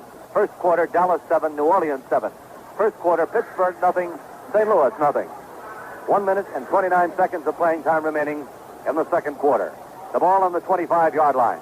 The New York Giants in possession. Chicago is leading. They've scored 14 points in the second quarter. The Giants scored 7 in the first period. Over the ball at center is Greg Larson. There's the snap to Tarkenton. Tarkenton fakes the handoff, rolls out to the far side. A pass taken by Frank Cornish. Cornish races along the far sideline, and he is out of bounds. Frank Cornish actually looked like he was the intended receiver. In order to stop targeting, what they're doing, they're not rushing him back there. They're letting Cornish just stay back in the short flat zone on the outside. As targeting went and throw the football, Cornish stuck his right hand out and caught that ball one hand. Just a great catch by a lineman. It's really amazing. It puts the Bears right in fantastic position. So it is now 1st and 10 for Chicago as they have another scoring opportunity with 1 minute and 19 seconds of playing time remaining in the first half. Rakestraw, a pass intended in the end zone for number 45, Dick Gordon. Bill Swain almost intercepted it. He couldn't hold on to it, however, and he's not pleased with himself for having been unable to hold on to that football. But it's incomplete, and so the ball is brought back now to the 15-yard line, and it will be 2nd and 10 for Chicago on the Giants that make it the 14. Right, Woody. And down here, once again, a very valuable receiver for the Chicago Bears, and that would have to be Johnny Morris, and that's a boy we'll have to really keep our eyes on. Johnny Morris, the flanker back. Number 29, Ron Bull, out on the wing now as he's moved out. The split end is Dick Gordon. Rakestraw is the quarterback. He gives the ball to Sayre. Sayre on a sweep around the near end. There's a marker, and Sayre is brought down on about the 10-yard line by Clarence Childs. A sweep by Gale Sayers. There is a marker on the field, however. And a discussion down there. 14-7. The Chicago Bears are leading the New York Giants, and the Bears are in possession of the football. The second interception of a Tarkenton pass by Frank Cornish has, for the second time in this period, given the football to the Chicago Bears and made it available to them deep in Giants territory. The ball is on about the 10-yard line on the Giants 10. It's a 1st and goal-to-go situation with the ball resting on the shy side of the 10. Make it 1st and 9. Chicago in possession of the football. Rakestraw calling the signals at quarterback for Chicago. Takes the snap from center, hands it off to Sayre. Sayre's on the slant to the far side of the line. Carries it down to just shy of the goal line. Wendell Harris and Bob Lertsema team up. Bob Lertsema, defensive tackle on the right side of the line, and Wendell Harris, strong safety. Well, like that very famous play for the Chicago Bears, it's an off-tackle play, and Gale Sayers carrying, and they had fine blocking that time. The going gets tough down there. They give the ball to Sayers, who has the power, Woody, to break these tackles. He did carry it in there very, very neatly, and with a lot of power, brought it right to the 3-yard line. It puts the Bears now 2nd down and 3 yards to go. 1 minute and 7 seconds on the clock. They have plenty of time to score. 1 minute and 7 seconds of playing time remaining in the first half of this game, and the Bears are leading 14-7. Next week, the Giants are at home against the Pittsburgh Steelers at Yankee Stadium. 1 minute and 7 seconds of playing time remaining in the second quarter. The Bears are in possession, as Dick Lynch has told you. It is 2nd and goal to go with the ball on the 3-yard line. The forward wall now for the Chicago Bears. Obradovich has gone into the ball game, replacing Dick Gordon. Randy Jackson, Mike Raybould, Mike Pyle, Jim Cadle, Bob Pickens, and Austin Denny. Reading left to right. Dick. You might wonder why they bring in Obradovich, Woody. Well, it's the same reason why the Giants bring in Bob Crespino. Bob is big and strong, and he can block very well. And Obradovich weighs about 270 pounds, and he can block very well also. And that's why they put him in there at the tight end position, just to block. As they move out of the huddle up to the line of scrimmage, Obradovich is on the near side. He has moved in, replacing Dick Gordon. The running backs are Sayers and Ron Bull. Rakestraw calling the signals. The ball is on the 3-yard line. There's the snap and the handoff to Sayers. Sayers carries it in the near side of the line. I believe he is stopped shy of the goal line. He carries it to about the 1-yard line. And that time, Woody, they went right behind Obradovich, who just burrowed right in on Glenn Condren and Nordstremer. But they were strong enough to withstand that great pressure, and they held them short of the goal line. But they're right down on the 1-yard line now. 3rd and 1 for the Chicago Bears. Timeout, New York Giants. It is 3rd and 1 for the Chicago Bears. We have 38 seconds of playing time remaining in the first half. And while we have timeout on the field, time in Ted High. Okay, Woody, I just want to remind our listeners again that they may win many valuable prizes we'll be giving away starting next week here on our Giants Radio Network. You may win a football bearing the actual autographs of the 1967 New York Giants. To be eligible, just send your name and address plus the call letters of the station to which you're now listening to us. We'll be giving away footballs autographed by the Giants, official team pictures, Giants yearbook, and we'll make you an honorary New York Giants Radio Network sportscaster. Your honorary sportscaster card is all you need to be eligible to win one of the many items we'll be giving away. Nothing to buy, no obligation. Just send your name and address. A postcard will do. Address it to Woody and Dick. Or if you want to be exclusive, Dick and Woody, care of Giants Radio Network, Box 10, Ithaca, New York. That's Ithaca, Box 10, Ithaca, New York. Get your card or letter in the mail tonight. Time is back in. Here to tell you about this crucial play with the ball on the 1-yard line of the Giants, Woody Erdman. Spider Lockhart leads the ball game. He limped off, and he is replaced by Freeman White.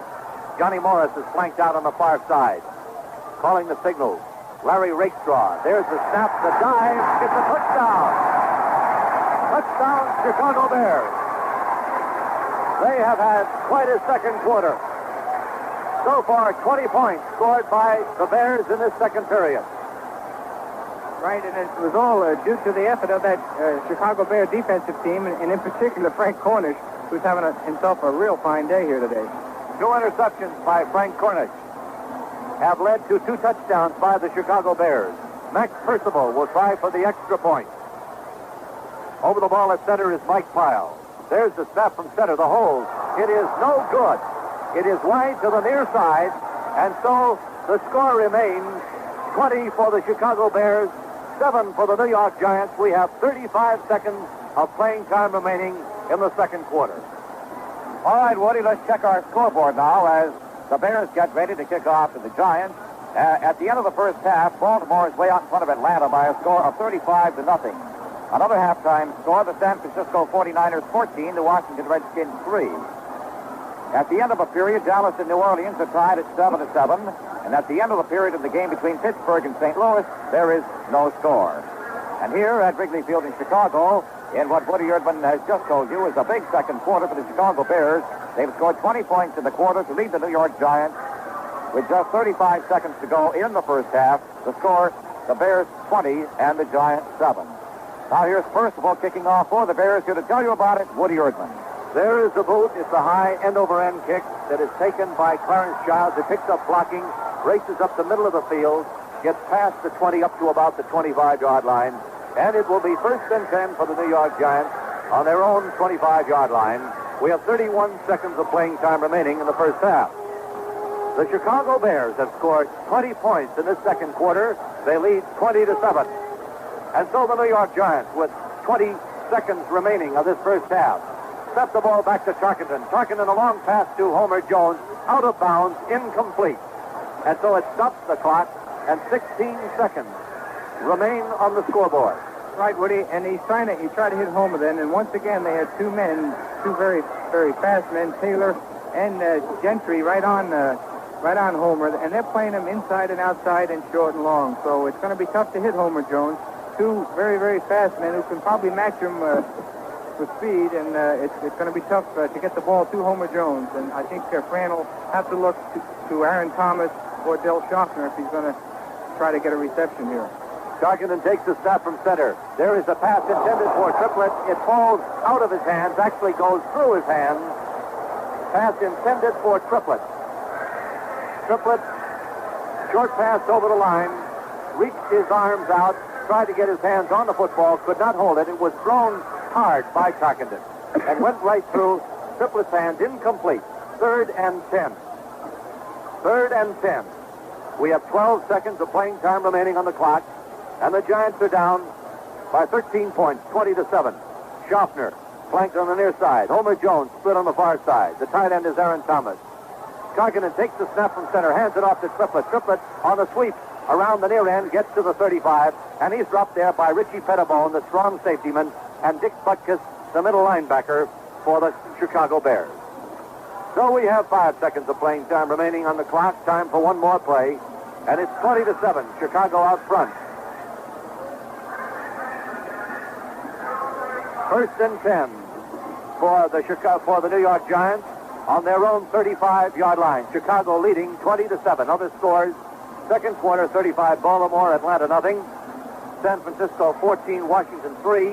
No score in the game between Philadelphia and Los Angeles being played on the coast. In the first quarter, Detroit nothing, Minnesota nothing. And now the New York Giants are up at the line of scrimmage. Koskinen takes the snap from center.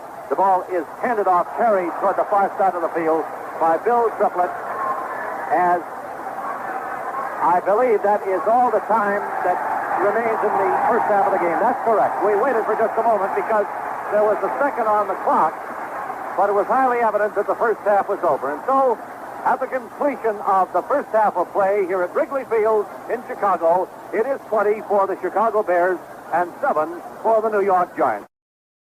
Meanwhile, I see that the Giants have come back on the field over across the way prior to the start of second half play at Wrigley Field. And as we get underway in the second half, it's going to be the Giants kicking off to the Bears, who already hold a lead of 20-7. The great cheer you hear going up is for one of the youngsters who had a long kick of about 60 yards. So there's a young man there who's going to make a good college football player, and probably he hopes that will go on and play professional football. 20-7, the Bears over the Giants here at halftime at Wrigley Field, as we're getting near the end of the halftime program, which at the moment, as we said, is being taken up by participants in the punt, pass, and kick program for the Midwestern area here at Chicago. We have just a few seconds now. The youngsters are leaving the field, and we'll be getting underway with second half play very, very shortly here at Wrigley Field. Well, the teams are back on the field for the second half of today's game. This half, presented by Agway, complete supplier of products for farm and home. By Mohawk Airlines, now featuring its great travel value, Weekends Unlimited, and by Lowe's fabulous new Summit Hotel in the heart of New York City. Remember that all New York Giants football radio broadcasts are heard exclusively in your area on the station to which you're now tuned. Follow the Giants at home and away this season at this same spot on your radio dial. And as we speak to you here in Chicago, the fans have returned to their seats following refreshment time during the halftime intermission. And the Bears and Giants both back on the field prior to the second half kickoff. As we said a moment ago, the Giants will be kicking off to the Bears as we begin the third quarter of play, with the Bears out in front of the Giants 20-0. The Giants, in case you joined us late, scored the first time they got their hands on the ball, took the opening kickoff, and in the 65-yard mark, capped the drive with a lateral pass thrown by quarterback Brian Tarkenton to Darrell Best, who carried the ball into the end zone for the touchdown. Gogolak's conversion attempt was good. The Giants led 7-0 early in the first quarter. They moved to within the 5-yard line of the Bears later on in the period, but then the Bears stiffened on their defense and threw 3 pass interceptions, which set up key scoring opportunities, scored 3 touchdowns in the second quarter of play, and lead the Giants 20-7. Now Pete Gogolak is placing the ball on the 40-yard line for the Giants. He'll be kicking off. Pat Haggerty, the referee, signals that everything's okay. Here comes Gogolak, the kick, and Woody Erdman. It's the short kick that's taken over on the far side of the field, back on about the 30-yard line, carried along the far sideline up to about the 42 or 43-yard line by Charlie Brown, defensive back, 6'1", 193 pounds, and he is a name familiar to the listeners of our Syracuse University Football Network. He's in his second year with the Chicago Bears. He started as a defensive back for the Big Orange of Syracuse. So it is first and 10 for the Chicago Bears, and the ball is on their own 43-yard line. There's the snap to Rakestraw. Rakestraw hands it off to Sayers. Sayers a sweep around the near end. He gets up to the midfield stripe, crosses the midfield stripe, and on the near side of the field is brought down on about the 47-yard line. There is a marker on the play. Gale Sayers carried that ball on a sweep around the near end. He picked up yardage, but there is a marker on the play, and it looks like a penalty will be stepped off against the Chicago Bears. And it looks like a big one, Woody. It's a 15-yard penalty. I don't know exactly what the call is right now. The referee did not indicate it. Holding, offensive holding against the Chicago Bears. Note also in their backfield, in the Chicago Bear backfield, Rackstraw is again the quarterback. So Jack Concannon early in the second quarter when he was hit by Jim Catkavage is still unable to come back. So Rackstraw is in there at quarterback. It is 1st and 25 as the Chicago Bears are out of the huddle up at the line of scrimmage. Calling the signals at quarterback is Larry Rakestraw. There's the snap to Rakestraw. He fades back. He's being rushed, and he is tripped, but regains his footing and gets past the 30-yard line up to about the 33, where he is down on about the 33-yard line by Vince Costello. Glenn Condren tripped Rakestraw. It looked for a moment as though Rakestraw were going to drop. He gained his footing, picked up several yards, and was finally down by Vince Costello. A pickup of 5 makes it 2nd and 20. Also, Woody, in the backfield for the New York Giants, Spider Lockhart is not back on the field, and in his place is Freeman White. Number 47, Johnny Morris, flanked out on the far side. Dick Gordon slid on the near side. Jimmy Jones has replaced Austin Denny as the tight end. The ball snapped back to Rakestraw. He rolls out, intends a pass along the near sideline for Dick Gordon. The pass is overthrown, going out of bounds, and it is incomplete. So that makes it 3rd and 20 for the Bears. The ball resting on about their own 33-yard line. 13 minutes and 35 seconds of playing time remaining in the third period. It is 20-7, the Bears out front. Other football scores in the National Football League: 21 for San Francisco, 17 for Washington. 21-17, San Francisco over the Skins of Washington. Out of the huddle up to the line of scrimmage, the Chicago Bears. Larry Rakestraw, the quarterback. He has replaced Jack Concannon, did so in the first half. Over the ball at center is Mike Pyle. There's the snap from center to Rakestraw. He fades. He's being rushed by Lersema. There is a screen pass over to the far side of the field. It is good. Carried out of bounds on about the 40-yard line. Good to Ron Bull. Clarence Childs forces him out of bounds over on the far side of the field. Ronnie Bull, 6 feet tall, 200 pounds, a 6-year veteran. And so that makes it 4th down and about 12 to go. There was a pickup of 8. The ball put on about the 41-yard line.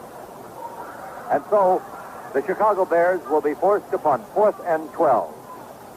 Back to do the booting is Bobby Joe Green, 5'11", 175 pounds, an 8-year veteran. He has an average in 47 punts of 43.6 yards per punt. There is the boot. It was almost blocked. It bounds on about the 12 and rolls into the end zone. A real punt by Bobby Joe Green. It bounded on about the 12, and the momentum carried the ball into the end zone. The Chicago Bears tried to prevent it, but could not do so. And so it is taken out to the 20-yard line, and the Giants will be in possession of the football on their own 20. The running backs for the New York Giants will be Bill Triplett and Tucker Fredrickson, as they have been during the course of the entire afternoon. Homer Jones is split on the near side. Flanked out on the far side is Del Schaffner. There is the snap to Tarkinen. Tarkinen hands it off to Bill Triplett. Triplett hits the far side of the line, and he picks up yardage where he is stopped finally by Richie Pettibone on about the 27-yard line. So there's a pickup of 7 and makes it 2nd down and about 3 to go. Well, Tarkenton's doing a real fine job of calling his plays, Woody, now. They have Titch Butkus blitzing an awful lot, and he seems to be blitzing to the Giants' left side of the line, and they're running to his right side, so to compensate for his blitz. Tarkenton took the snap from center, handed the ball off to Fredrickson. Fredrickson moved toward the center of the line. He was stopped at about the line of scrimmage by Frank Cornish. So it remains 3rd and about 2. 3rd and 2. So there was a pickup of a yard on the play. 3rd and 2. John Johnson replaces Dick Eby at defensive tackle for the Bears. On the far side of the field, Schaffner. He's the flanker back. The split end, Homer Jones on the near side. The running backs are Triplett and Fredrickson. There is a pitch out to Fredrickson. Fredrickson goes off tackle, gets to about the 30-yard line, and he's dropped over on the far side of the field by Frank Cornish and Doug Buffoon. Cornish, a defensive tackle, Buffoon, the left linebacker. So the ball is placed on about the 30-yard line.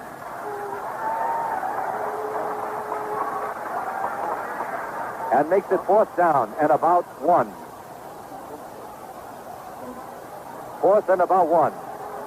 And the Giants, And the Giants are going to go for that yes, first they down. are. They're going to go for the first down. The Bears had their kicking unit, punt return unit in there, but now the regular defensive team is in there. The New York Giants are out of the huddle up at the line of scrimmage. There's the snap from center. The hand to Triplett. Triplett picks up the yardage, gets to about the 33 or 34, and he's stopped on the 33 or 34-yard line by the Chicago Bears, enough for a first down. The ball placed on the shy side of the 34. So it's first and 10, New York Giants on their own 34-yard line.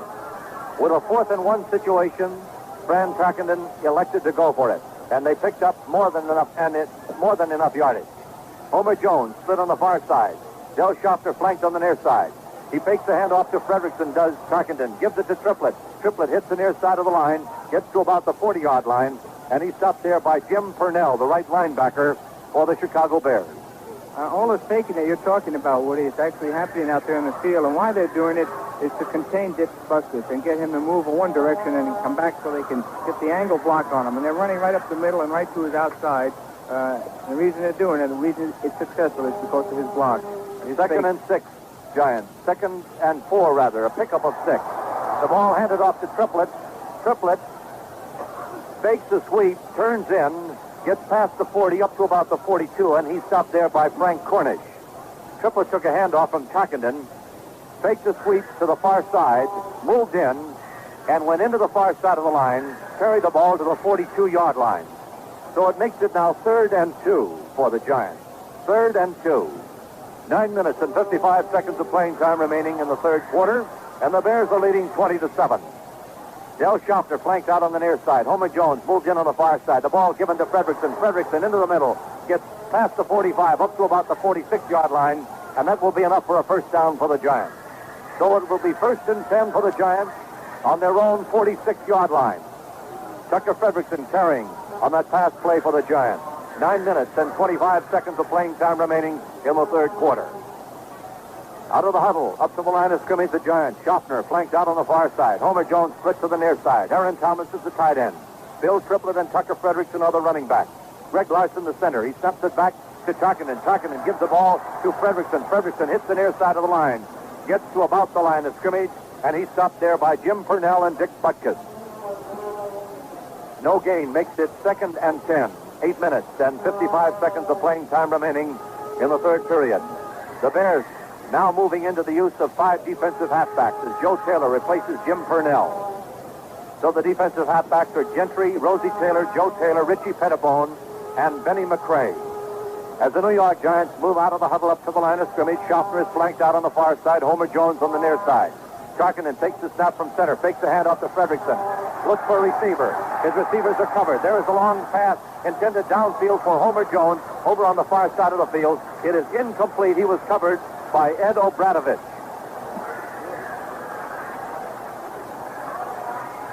Incomplete. A pass intended for Homer Jones from Fran Tarkenton. And so the ball is brought back now to the 46-yard line. 8 minutes and 25 seconds of playing time remaining in the third quarter. Well, actually, what's happening, Woody, with those 2 speed boys on Homer Jones, that time as Homer cut across the middle of the field, Rosie Taylor picked him up, and it was man-to-man and speed to speed. So the Giants are sort of like playing into the hands of the Chicago Bears. There's the snap to Tarkenton. Tarkenton fades. The pass over to the far side of the field. Intended over there for Aaron Thomas. Incomplete. He was covered by Rosie Taylor. And so it's 4th and 10 for the Giants, and they will be forced to punt.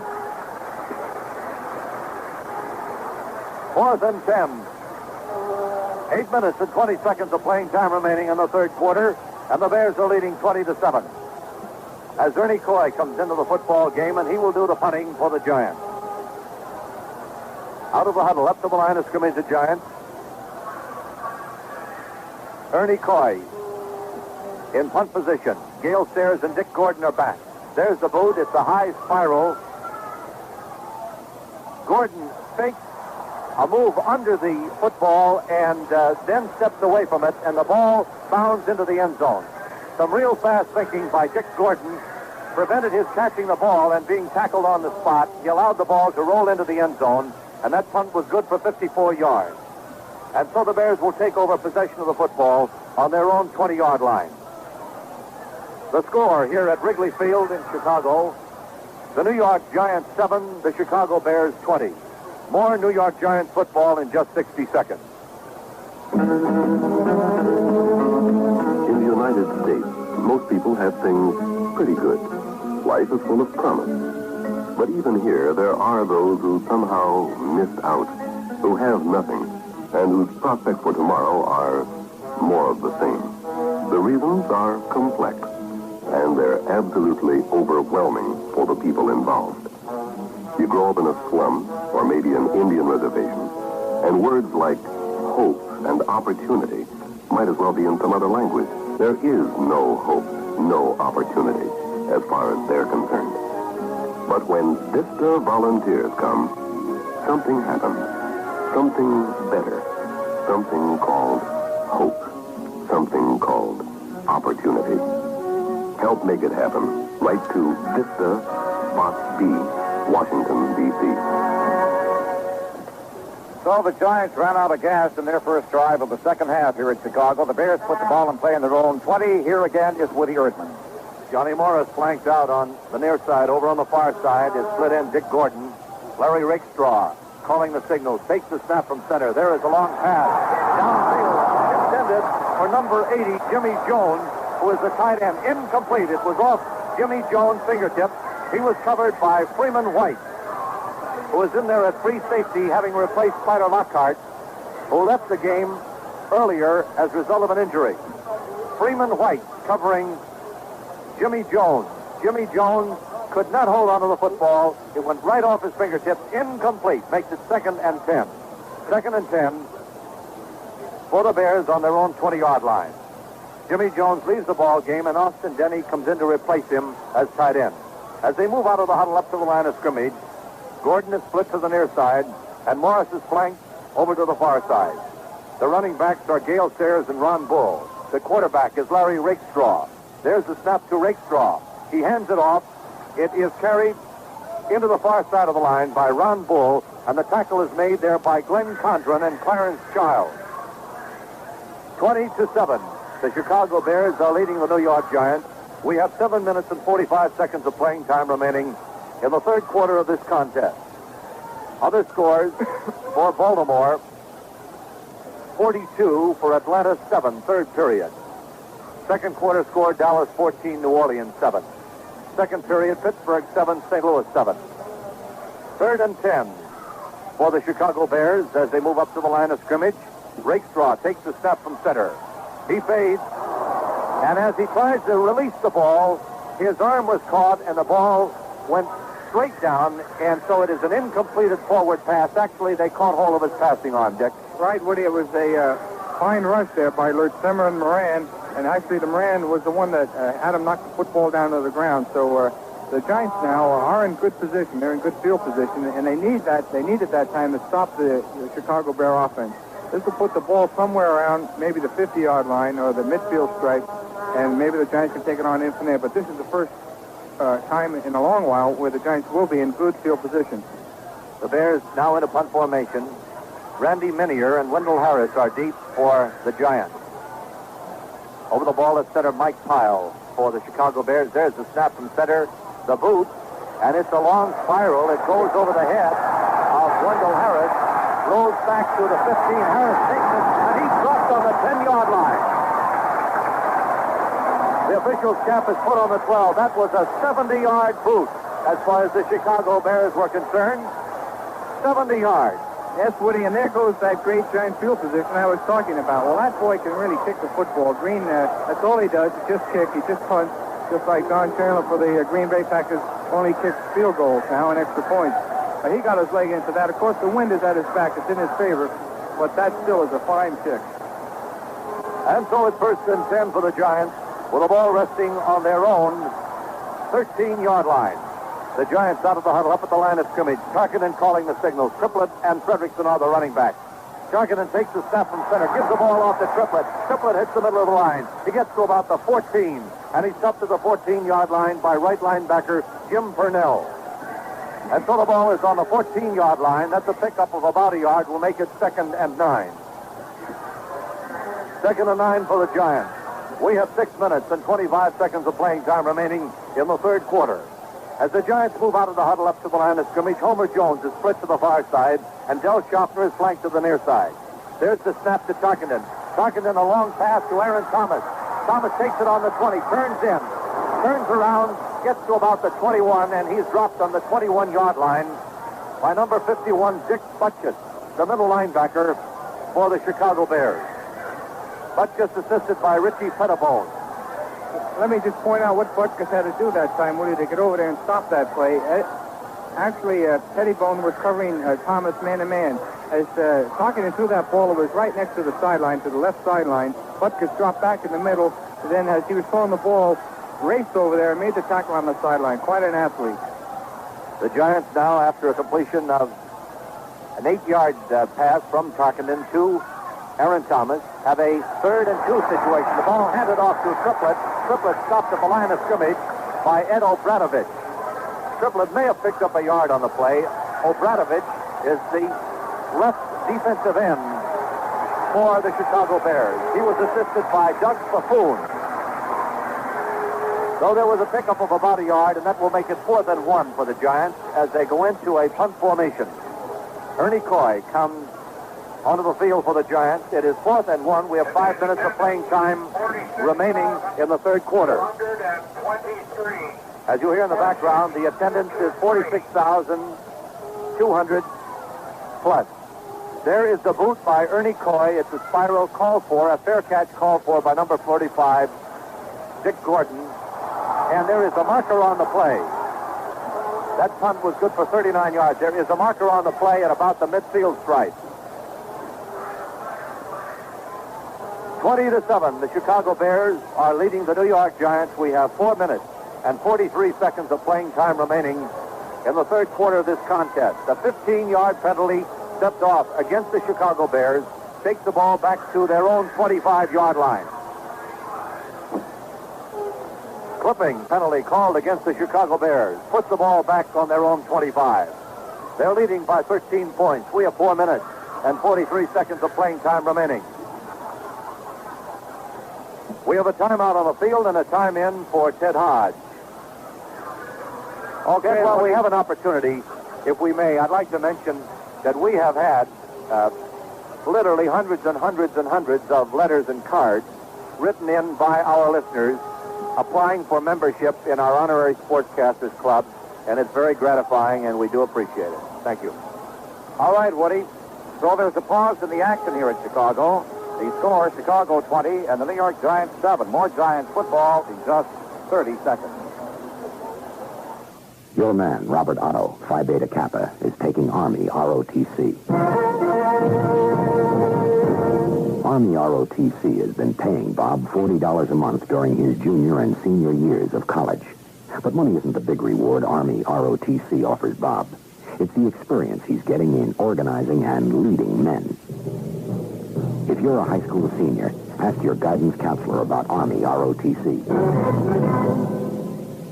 The Bears will be putting the ball in play in their own territory. And here to tell you about it once again, the network voice of the New York Giants, Woody Erdman. So it's 1st and 10, Chicago, on their own 25-yard line. Larry Rakestraw is the quarterback for the Chicago Bears. He replaced Jack Concannon earlier during the course of the afternoon. A handoff to Sayers. Sayers into the line. He's stopped at the line of scrimmage by Bobler Sema, defensive tackle for the Giants. By and large, Dick Lynch, the front four for the Giants has done quite a nice job this afternoon. Right, they've contained them very well. They've contained Sayers and Ronnie Bull.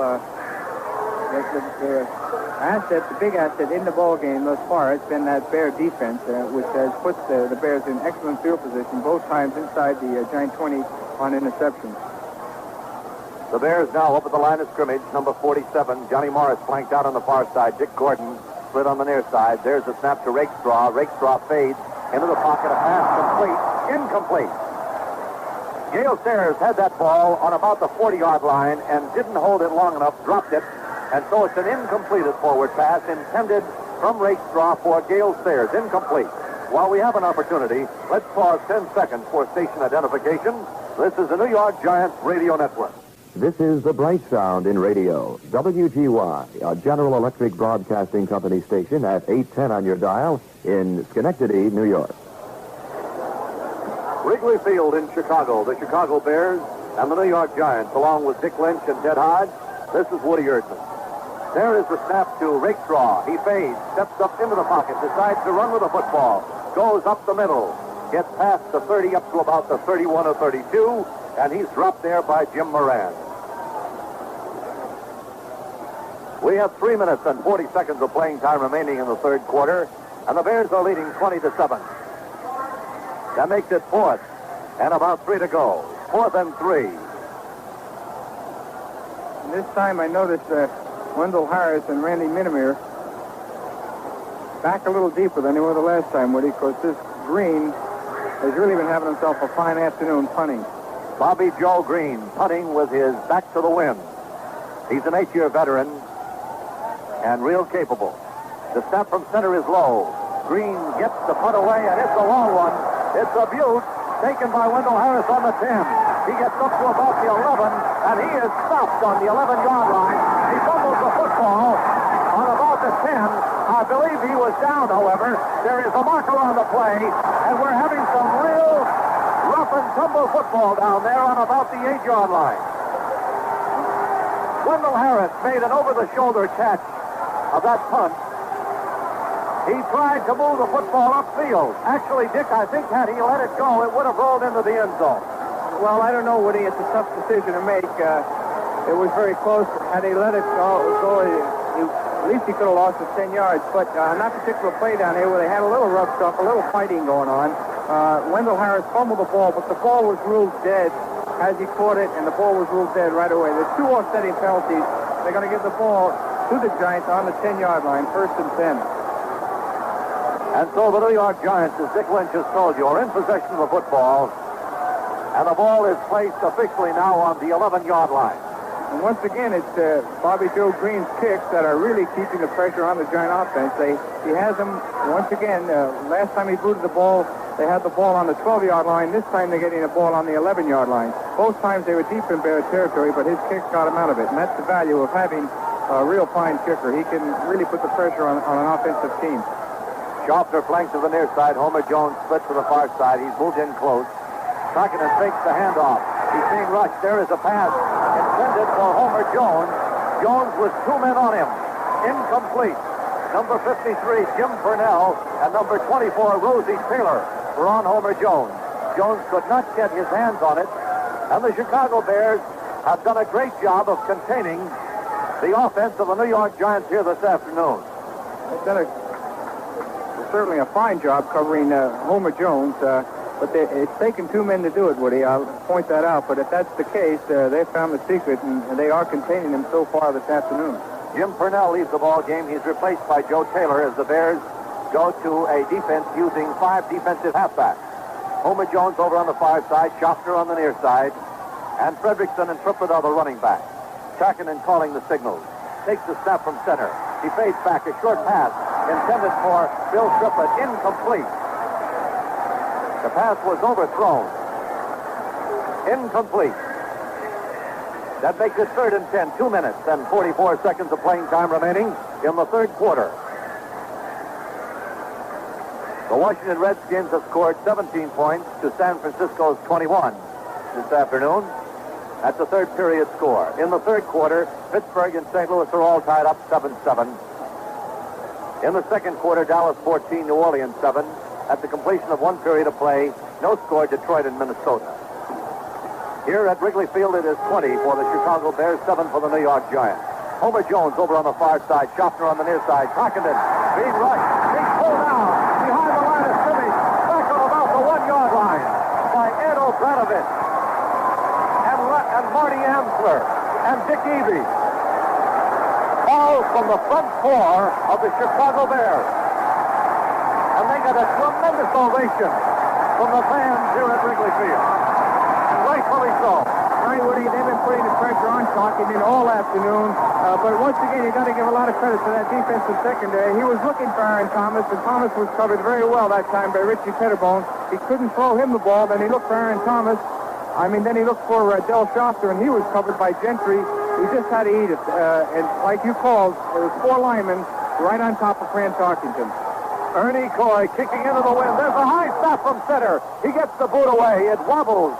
Lands on the 30, rolls to the 35, finally down by Freeman White, who steps out of bounds on the 36-yard line. In New York Giants territory. And so it is 1st and 10, the Bears on the Giants 36.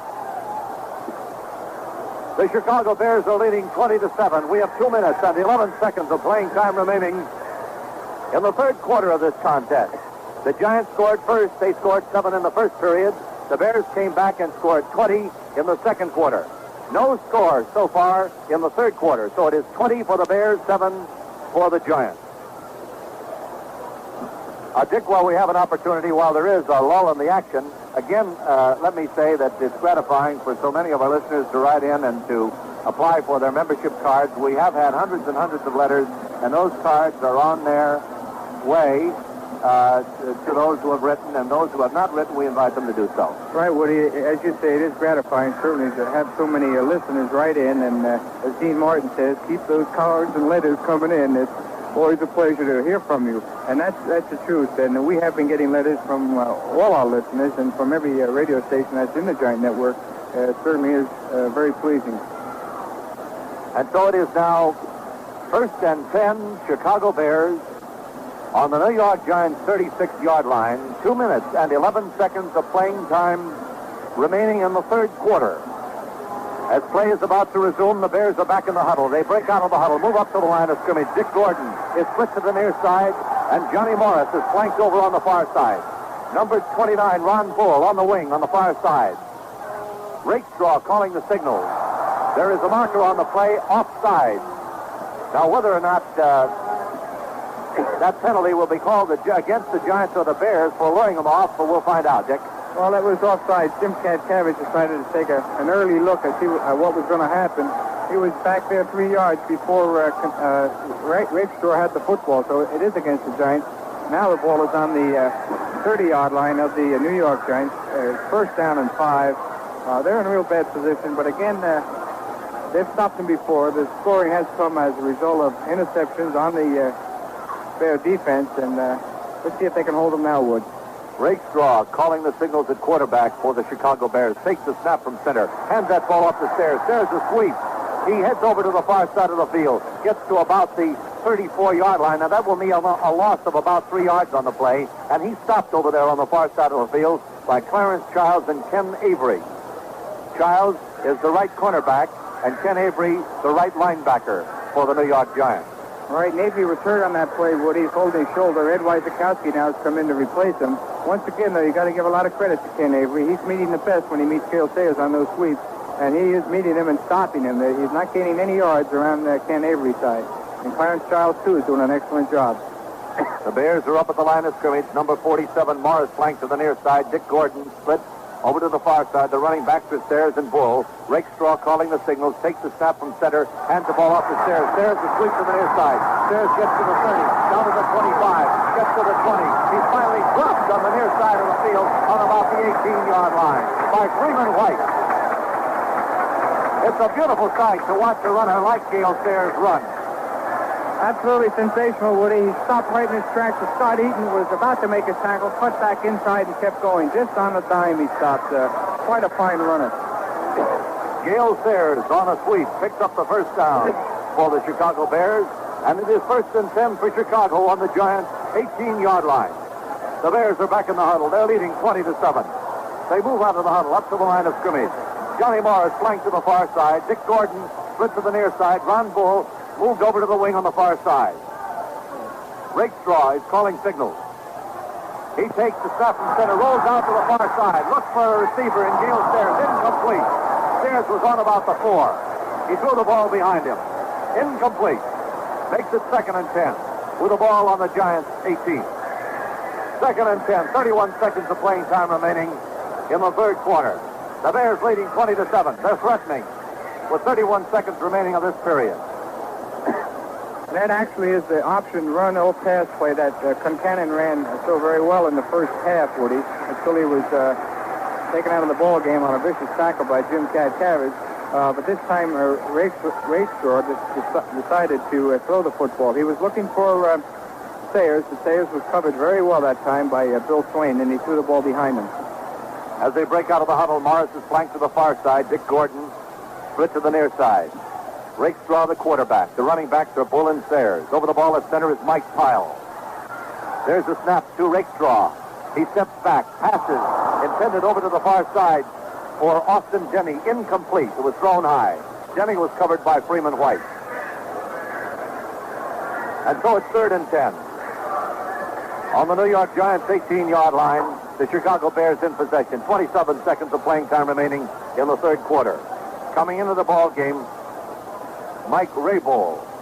And Mike, no doubt, is bringing a play in from the bench, as they're doing with Rakestraw. They are sending players back in and into and from the ball game. I'm sure George Hallis is calling these plays.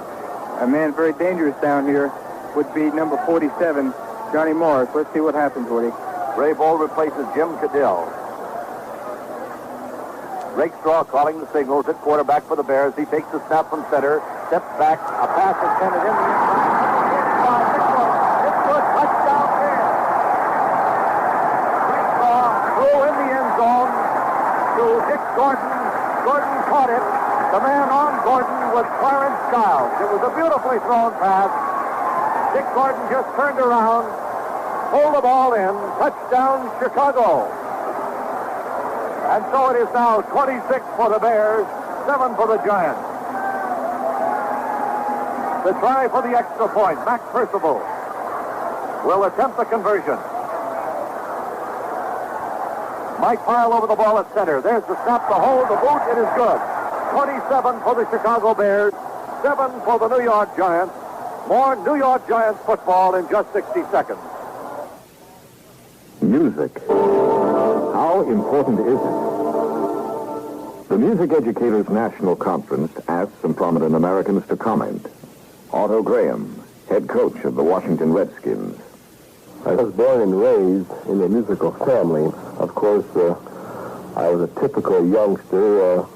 When my father wanted me to practice, I would much rather go out and play football or baseball. But if I look back, music, I think, has helped me. I think any good athlete has to have rhythm, has to have timing. And, of course, music is rhythm and timing. I think every youngster should study music at one time or another and have an understanding of it. Give young people the opportunity to build a close relationship with music. Support music in your school. For information, write the Music Educators National Conference. Write MENC, Box 1300, Washington, D.C. 20013. Wrigley Field in Chicago. The Chicago Bears and the New York Giants. Chicago leading 27-7. 12 seconds of playing time remaining in the third quarter. Along with Dick Lynch and Ted Hodge, this is Woody Erdman. The kickoff was taken by Clarence Childs. He carried it to the 19-yard line, and that is the end of the quarter. And so the New York Giants will be in possession of the football on their own 19-yard line as we start the fourth period of play. Here before we resume action is Ted Hodge. Now, Mohawk Airlines introduces more non-stop and jet-powered flights with its new flight schedule. Mohawk is going all out for the comfort and convenience of air travelers, and the new flight schedule holds no exception. An example is the new non-stop jet service from Westchester County to Detroit, or jet non-stop from Syracuse to Pittsburgh, Elmira to Cleveland, or New York to Syracuse. Pick up the new Mohawk Airlines flight schedule and see for yourself. Mohawk has not only added more jet flights, but more ways to serve you. Mohawk stewardesses will greet you in their new Saks Fifth Avenue outfit. Jet Mohawk, and see a fashion show on every flight. Mohawk serves 75 cities in 10 states. And here in Chicago, we go into the fourth quarter of play with the Chicago Bears having just gone out in front of the New York Giants by a score of 27 Other scores on our scoreboard after 3 periods of play. The Baltimore Colts 42 and the Atlanta Falcons 7. Another third quarter score. San Francisco 21, Washington 17. And we go to the fourth quarter now. The Giants will be in possession. It'll be their ball, 1st and 10. Here to tell you about it, Woody Erdman. Up at the line of scrimmage, the New York Giants. Homer Jones on the far side, Schaffner on the near side. Triplett and Fredrickson are the running backs. Tarkenton a pass to Fredrickson. Fredrickson takes it, carries the ball up to the 20-yard line. He took it on about the 15, and he is upended there by Curtis Gentry. That was a short pass in the flat to Fredrickson. Fredrickson caught it on about the 15, carried it to about the 20. And so there's a pickup of perhaps a yard on the play, would make it 2nd down and 9.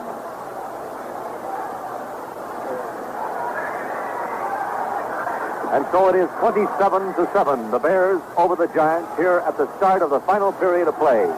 Give it a pickup of 2, makes it 2nd and 8. Coy is in the ball game, replacing Triplett. There's a pass intended for Aaron Thomas. He was covered beautifully by Richie Pettibone, the strong safetyman for the Chicago Bears. Incomplete. A pass intended for Aaron Thomas from Fran Tarkenton. Incomplete. And so that makes it 3rd and 8. 14 minutes and 18 seconds of playing time remaining in the football game. Third period score, Pittsburgh 7, St. Louis 7. No score in the game between Detroit and Minnesota first quarter. Second period, Dallas 14, New Orleans 7. Final, Baltimore beat Atlanta 49-7. Out of the huddle up to the line of scrimmage, the New York Giants. Now the flanker type of offense called by Fran Tarkenton. Tarkenton face, he's being rushed. He rolls out. He's looking for receivers. Finds one in Del Schaffner. It was deflected in part by number 20, Joe Taylor. It rolled off the fingertips of Del Schaffner. Deflected in part by Taylor. Schaffner nevertheless almost caught it. It just rolled off his fingertips. He couldn't reach far enough to get it, Dick. Fine effort there by Taylor, as you called, Woody. Fran went back to throw the ball. He was looking for Homer. He didn't have enough time to throw the ball to him. He scrambled out to his own right side. And at this time, that's when a defensive back has to really keep his eye on the receiver. And he kept his eye on Dell, and as Dell made the square-out move, he got his hands up there just enough to deflect it. Sayers and Jones are deep as Ernie Coy boots the ball, and it goes end over end, bounds on about the 30, and it's down there by number 51 for the New York Giants, a 49-yard boot. Ed Wojciechowski down that ball on the 31 for the New York Giants, and at 1st and 10, Chicago on their own 31-yard line. 13 minutes and 58 seconds of playing time remaining in the contest as the Bears are now in possession of the football. Austin Denny is the tight end, Dick Gordon the split end, Johnny Morris the flanker back, Gale Sayers and Ron Bull the running back. A substitution, Ralph Couric goes in to replace Bull. Couric moves out on the wing on the near side. Rakestraw calling the signals at quarterback. He hands the ball off to number 41, Piccolo. Piccolo goes off tackle, picks up yardage, gets past the 35, up to about the 39-yard line. Brian Piccolo replaced Gale Sayers in the lineup for the Chicago Bears. And he picks up yardage as the ball was carried up to the 39-yard line. Brian Piccolo, a 3-year man, 6 feet tall, 205 pounds. Prior to the start of this game, had 46 carries for 146 yards. He's a graduate of Wake Forest. Number 47, Johnny Morris, flanked out to the far side. Dick Gordon split to the near side. Over the ball at center is Mike Pyle. He's a graduate of Yale. There's the snap to Rakestraw. He fades. A short pass intended for Piccolo, incomplete. And so that makes it 3rd and 2. 12 minutes and 45 seconds of playing time remaining in the contest. And the Bears are leading 27-7. Next week, the Pittsburgh Steelers come to Yankee Stadium.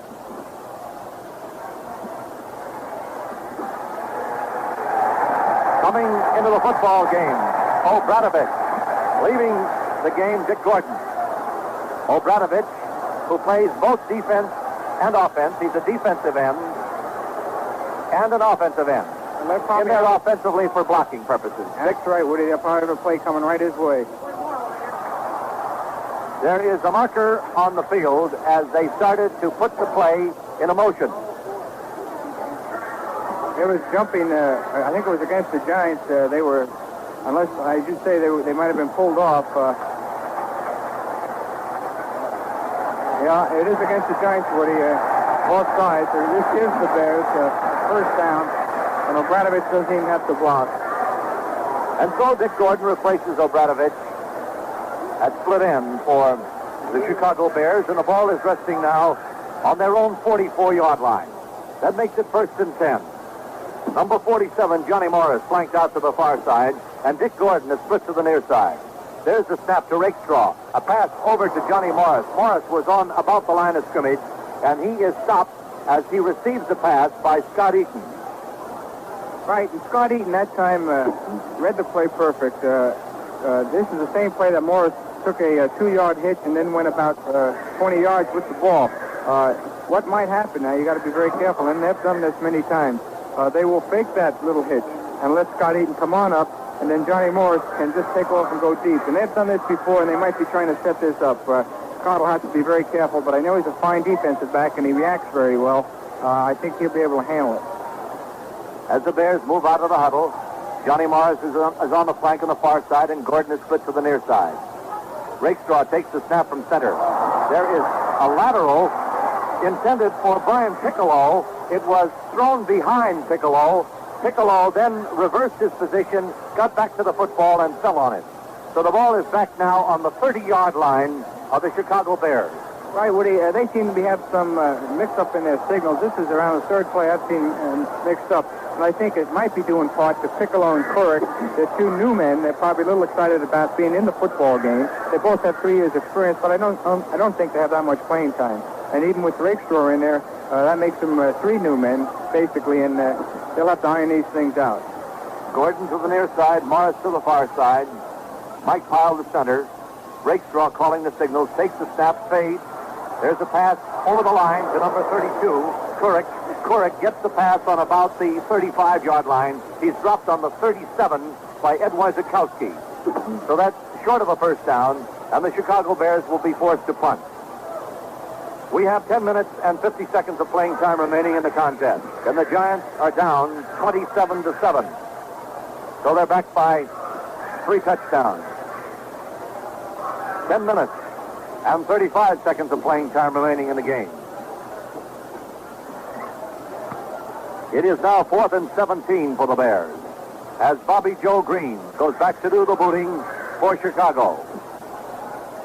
Over the ball at center, Mike Pyle. There's the snap from center. It's a punt into the wind that bounds high in the air, and they're allowing it to roll, and it rolls back to about the 25-yard line, where it is down on the 25-yard line. So it will be 1st and 10, New York Giants on their own 25. The score here at Wrigley Field in Chicago, 27 for Chicago, 7 for the Giants, and more New York Giant football in just 60 seconds. Here at Chicago, other than a 36-yard scoring drive put on by the Bears late in the 3rd quarter, it's been a seesaw battle in the 2nd half. It's very little scoring. The Giants put the ball in play. Here to tell you about it, Woody Erdman. There's the snap to Tarkinen. Tarkinen hands the ball off. It's carried into the line. And I believe there's a fumble in there. We're waiting for them to unfold. And the Bears have recovered. Yes, that's right, Woody. And once again, it's this Bear defensive team that's come up with the big play. They certainly remind me of that defensive team in 1963, and they won that title strictly on defense that year. They allowed their opponents an average of 10 points per game.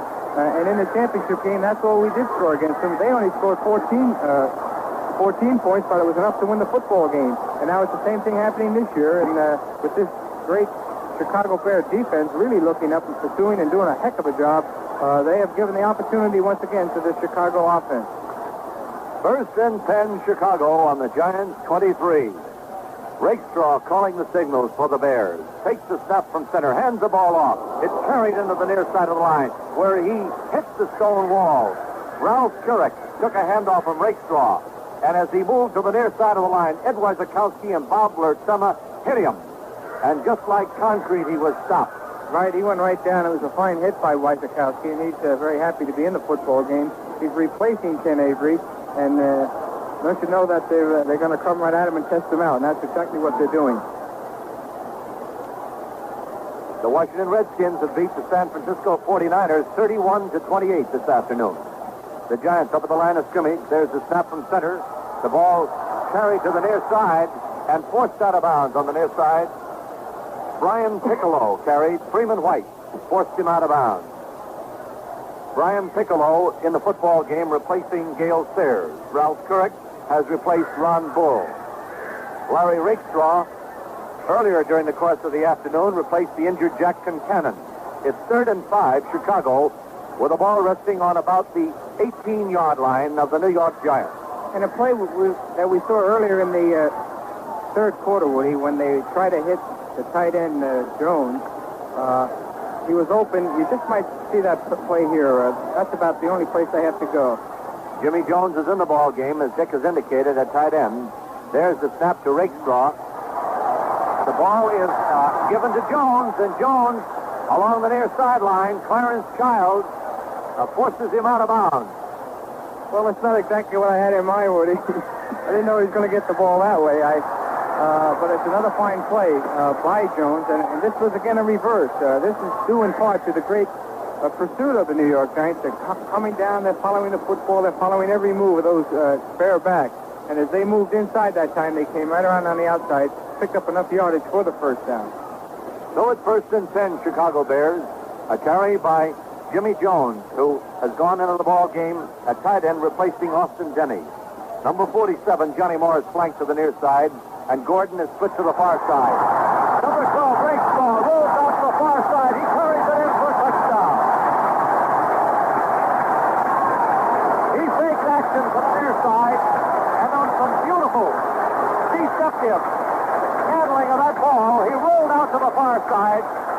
Everything was moved to the near side, and Rakestraw carried it in for the touchdown. Well, that's a play that Giant fans remember so well with, like, say, Gary Wood used to do it so much. He faked the sweep, he kept the ball himself and just cut out all. It was all by himself. The only boy in front of him was Bill Swain, and Swain just missed him. So you got to give credit to Rakestraw. It was a fine play. Once again, it was the pursuit of the New York Giants that enabled that play to work. The extra point kick was good, so it is now 34 for the Chicago Bears, 7 for the New York Giants. Ted? And there's a pause in the action here at Chicago. The score, 34 for the Bears and 7 for the Giants. More Giants football in just 30 seconds.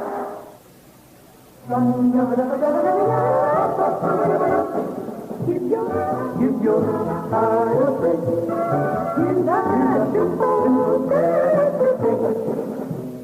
Yes, here's a simple step to help reduce your risk of heart attack. Eat a balanced diet, low in cholesterol and saturated fat. A healthful diet benefits the whole family. For other steps to reduce your risk, ask your heart association.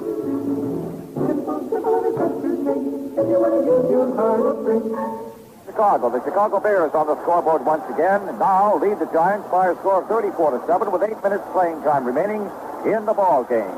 The Giants set to receive now as it'll be Mac Percival kicking off for the Bears once again. Percival places the ball down on the 40-yard line. Giants all set to receive from the far side of the field. Here to tell you about it, once again, the network voice of the Giants, Woody Erdman. Max Percival kicks off for the Chicago Bears. It's a high one. It's taken by number 27, Randy Minier. Minier races up the near sideline. He is nailed at the 30-yard line on the near side of the field. And so it will be 1st and 10 for the New York Giants on their own 30-yard line. Earl Morrow has replaced Fran Tarkenton at quarterback for the Giants.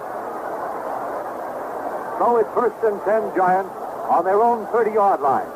We have 7 minutes and 51 seconds of playing time remaining in this contest. Earl Morrow has replaced Fran Tarkenton at quarterback for the Giants. They move out of the huddle up to the line of scrimmage. Del Schaffner is flanked out to the far side, and Homer Jones is split to the near side. Morrow takes the handoff. He passes. Good to Del Schaffner. Schaffner gets it on about the 42 or 43-yard line, and he's dropped there by Curtis Gentry. A pass from Morrow to Del Schaffner moves the ball up to about the 43. So it will be 1st and 10 Giants on their own 43-yard line.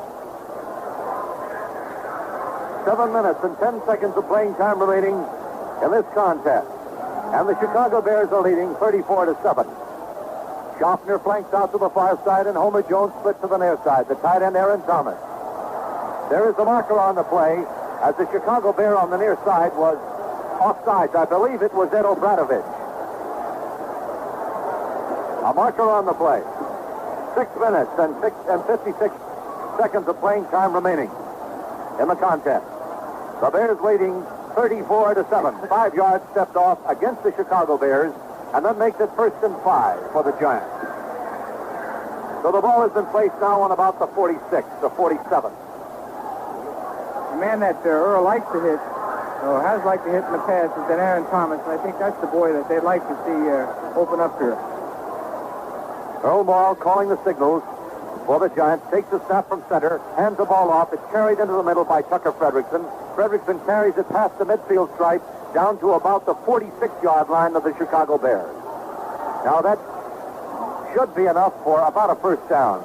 They may call for a measurement. A handoff from Earl Morrow to Tucker Fredrickson. They're calling for a measurement. We have 6 minutes and 30 seconds of playing time remaining in the football game. Randy Minier replaces Tucker Fredrickson. Minier has just been activated for the Giants. Well, I think with Minier in there now and replacing Tucker, you're going to see him come out of the backfield, and it's going to be I think he's going to throw the football and put it in the air.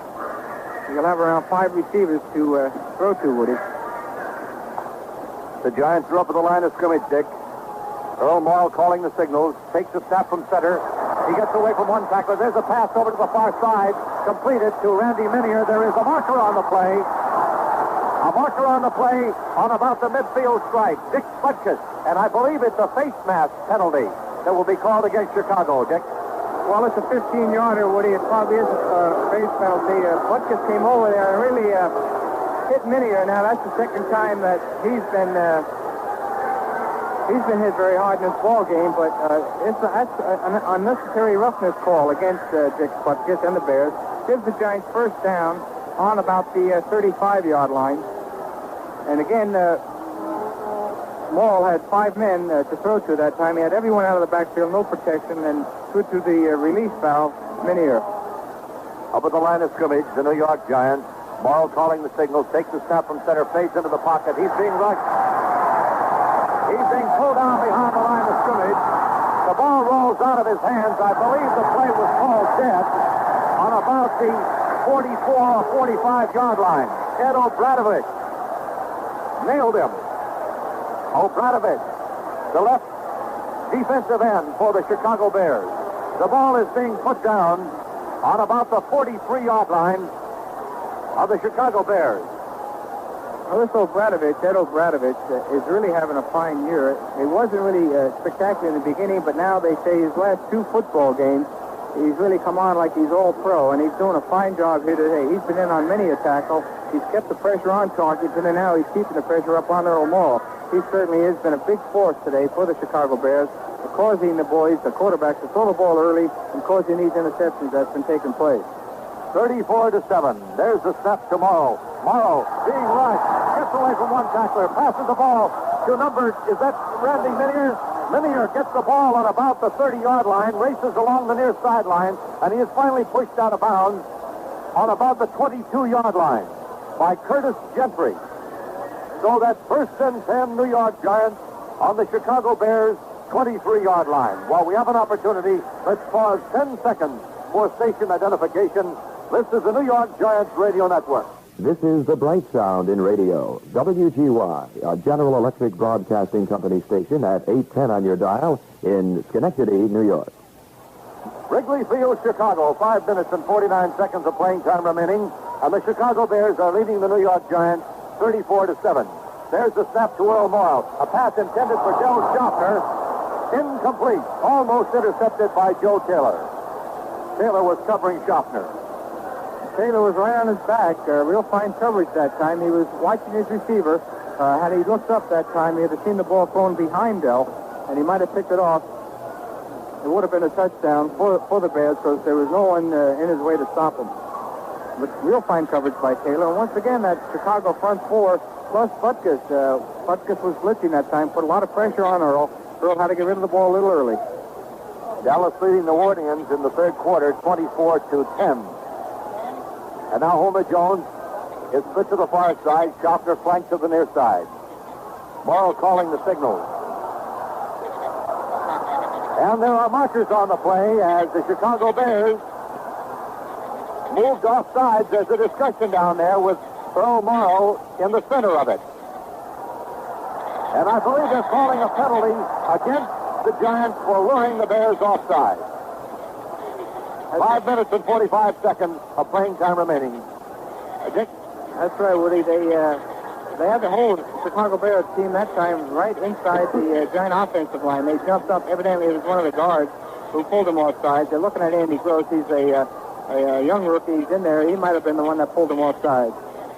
Andy Gross has replaced Pete Case in the offensive line for the New York Giants. Schaffner flanked to the near side, and Homer Jones is a split end, moved in on the far side. Morrow takes the snap from center. There is a pass to Crispino, who is in the ball game for the Giants. He gets the ball on the 20-yard line, and he's tackled on the 20-yard line by Dick Pettibone. And so the ball is now on the 20-yard line, and that will make it 5 minutes and 22 seconds of playing time remaining, 3rd and 7. 5 minutes and 10 seconds of playing time remaining in the contest. And with the ball on the 20, it is 3rd and 7 for the Giants. As they move out of the huddle, Homer Jones is on the near side, and Schaffner is flanked to the far side. Earl Morrow calling the signals. Takes the snap from center. He went back into the pocket, stepped forward 2 steps. He could not move. A pass rush was put on him, and he was pulled down behind the line of scrimmage back on the 24 by Dick Evey and Dick Butkus. Well, they're putting a lot of pressure on Earl, and the whole front four is in there, right on top of him, Woody. They're real strong down there. I don't think they want to let the Giants score. They have a lot of pride in their defensive unit, and if it looks like this is going to be like this for the Bears the rest of the year, they're going to be tough competition, and they might, as their players indicate, they feel they have a real good chance at the title. They'll know a little bit more this afternoon as the Green Bay Packers meet the Cleveland Browns.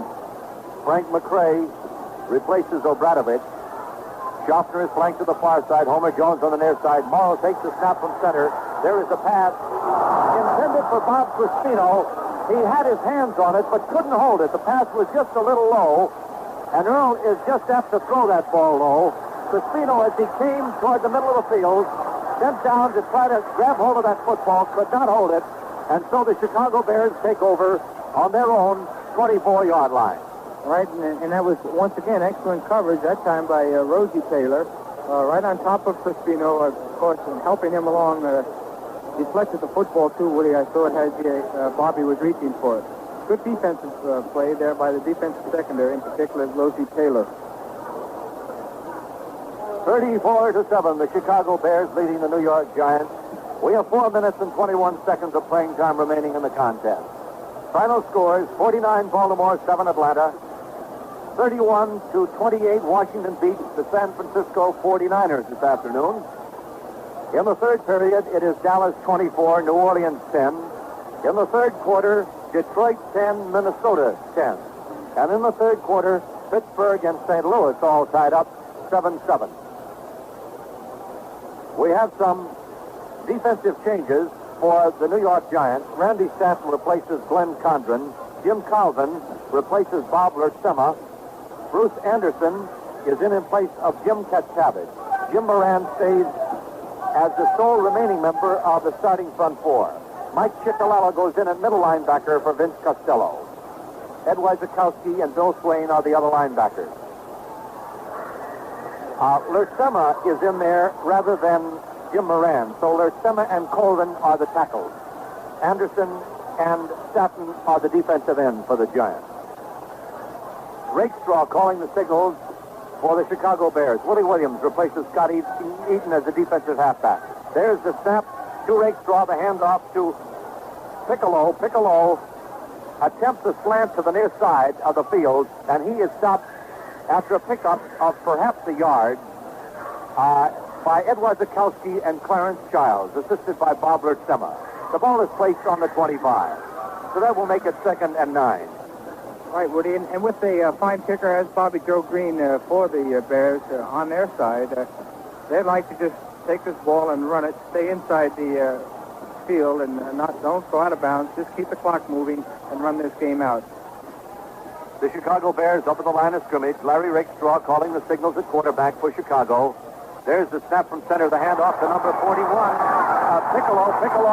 Some beautiful broken field running gets past the 40, past the 50, into Giants territory on about the 47-yard line before he is finally stopped by Clarence Childs. Ryan Piccolo took a handoff, looked for an opening, found it, and then made his openings, looked for them, found them, took advantage of them as he crossed the midfield stripe, picked up the first down and then some, and finally was brought down on about the 49-yard line, still in Bears territory. Well, they're blocking. They're working on Mike Ciccolella right now, and also Jim Colvin, and it was fine blocking by Cadell and Pickens that time, Woody. There's the snap to Rakestraw, the handoff to Keurig. Keurig hits the far side of the line. He gets to about the midfield stripe, and he is stopped there by the New York Giants forward wall, backed up by Mike Ciccolella, the middle linebacker. Bruce Anderson and Bob Lertsema. The right side of the defensive line for the New York Giants, spearheading the attack. So the ball is on the midfield stripe, and it is now 2nd and 7. It's in Giants territory, make it the Giants 49. Out of the huddle up to the line of scrimmage, the Chicago Bears. Bob Jones is the flanker back now for Chicago. Rakestraw takes the snap from center.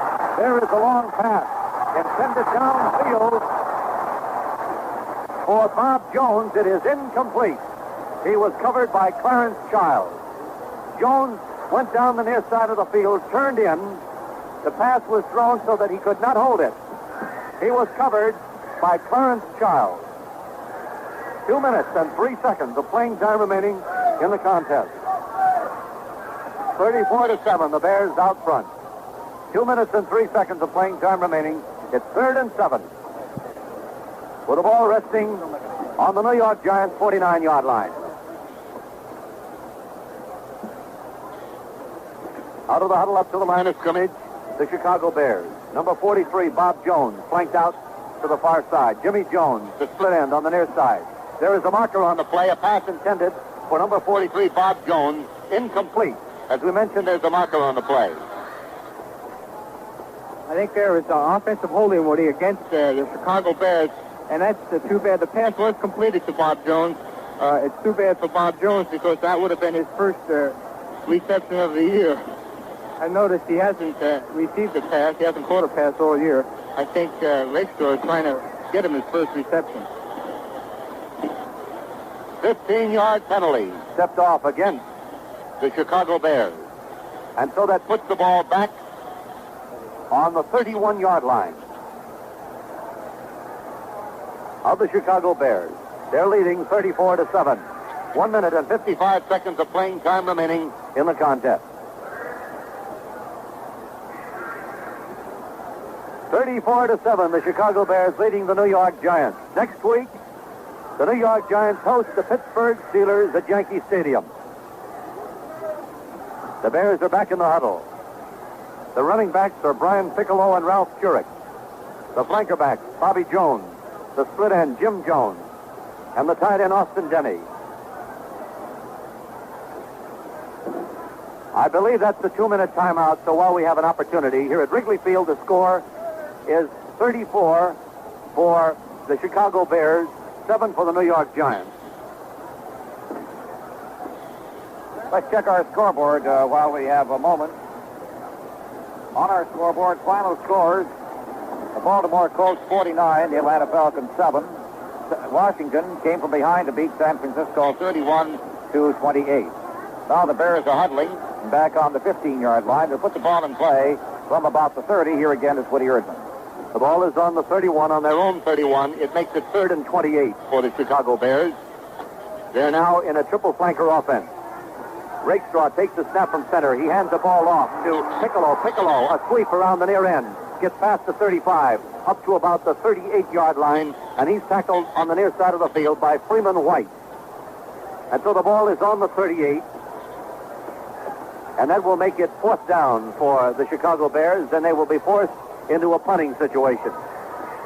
4th and 21. 1 minute and 40 seconds of playing time remaining in this contest. And the Chicago Bears are leading 34-7. The Giants scored 7 in the first period. The Bears failed to score in the first quarter. And then the Bears came on strong. 20 in the second quarter, 7 in the third, and 7 in the final period. 34-7, Chicago out front. 1 minute and 20 seconds of playing time remaining. Back to do the punting is Bobby Joe Green. There's the snap from center. And there is the boot. It's called for by Randy Minier. He calls for a fair catch and downs the ball on the 30-yard line. Good for 32 yards.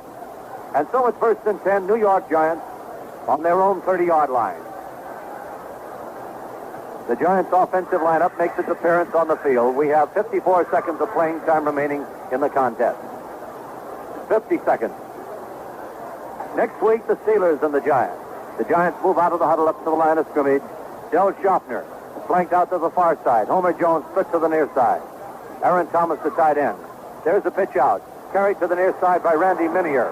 I believe there is a loss on the play. He is brought down on about the 26 or 27 by, would you believe it, Ed Obradovich. Once again, Woody, Ed Obradovich. He's big and strong, and he's having a fine year, as I said. And he's really, when he gets worked up there, he's going to keep the pressure on those quarterbacks, and he's going to make it just pretty rough on running backs, and that's exactly what he's doing out there today. Time for just one more play. 7 seconds. 6, 5,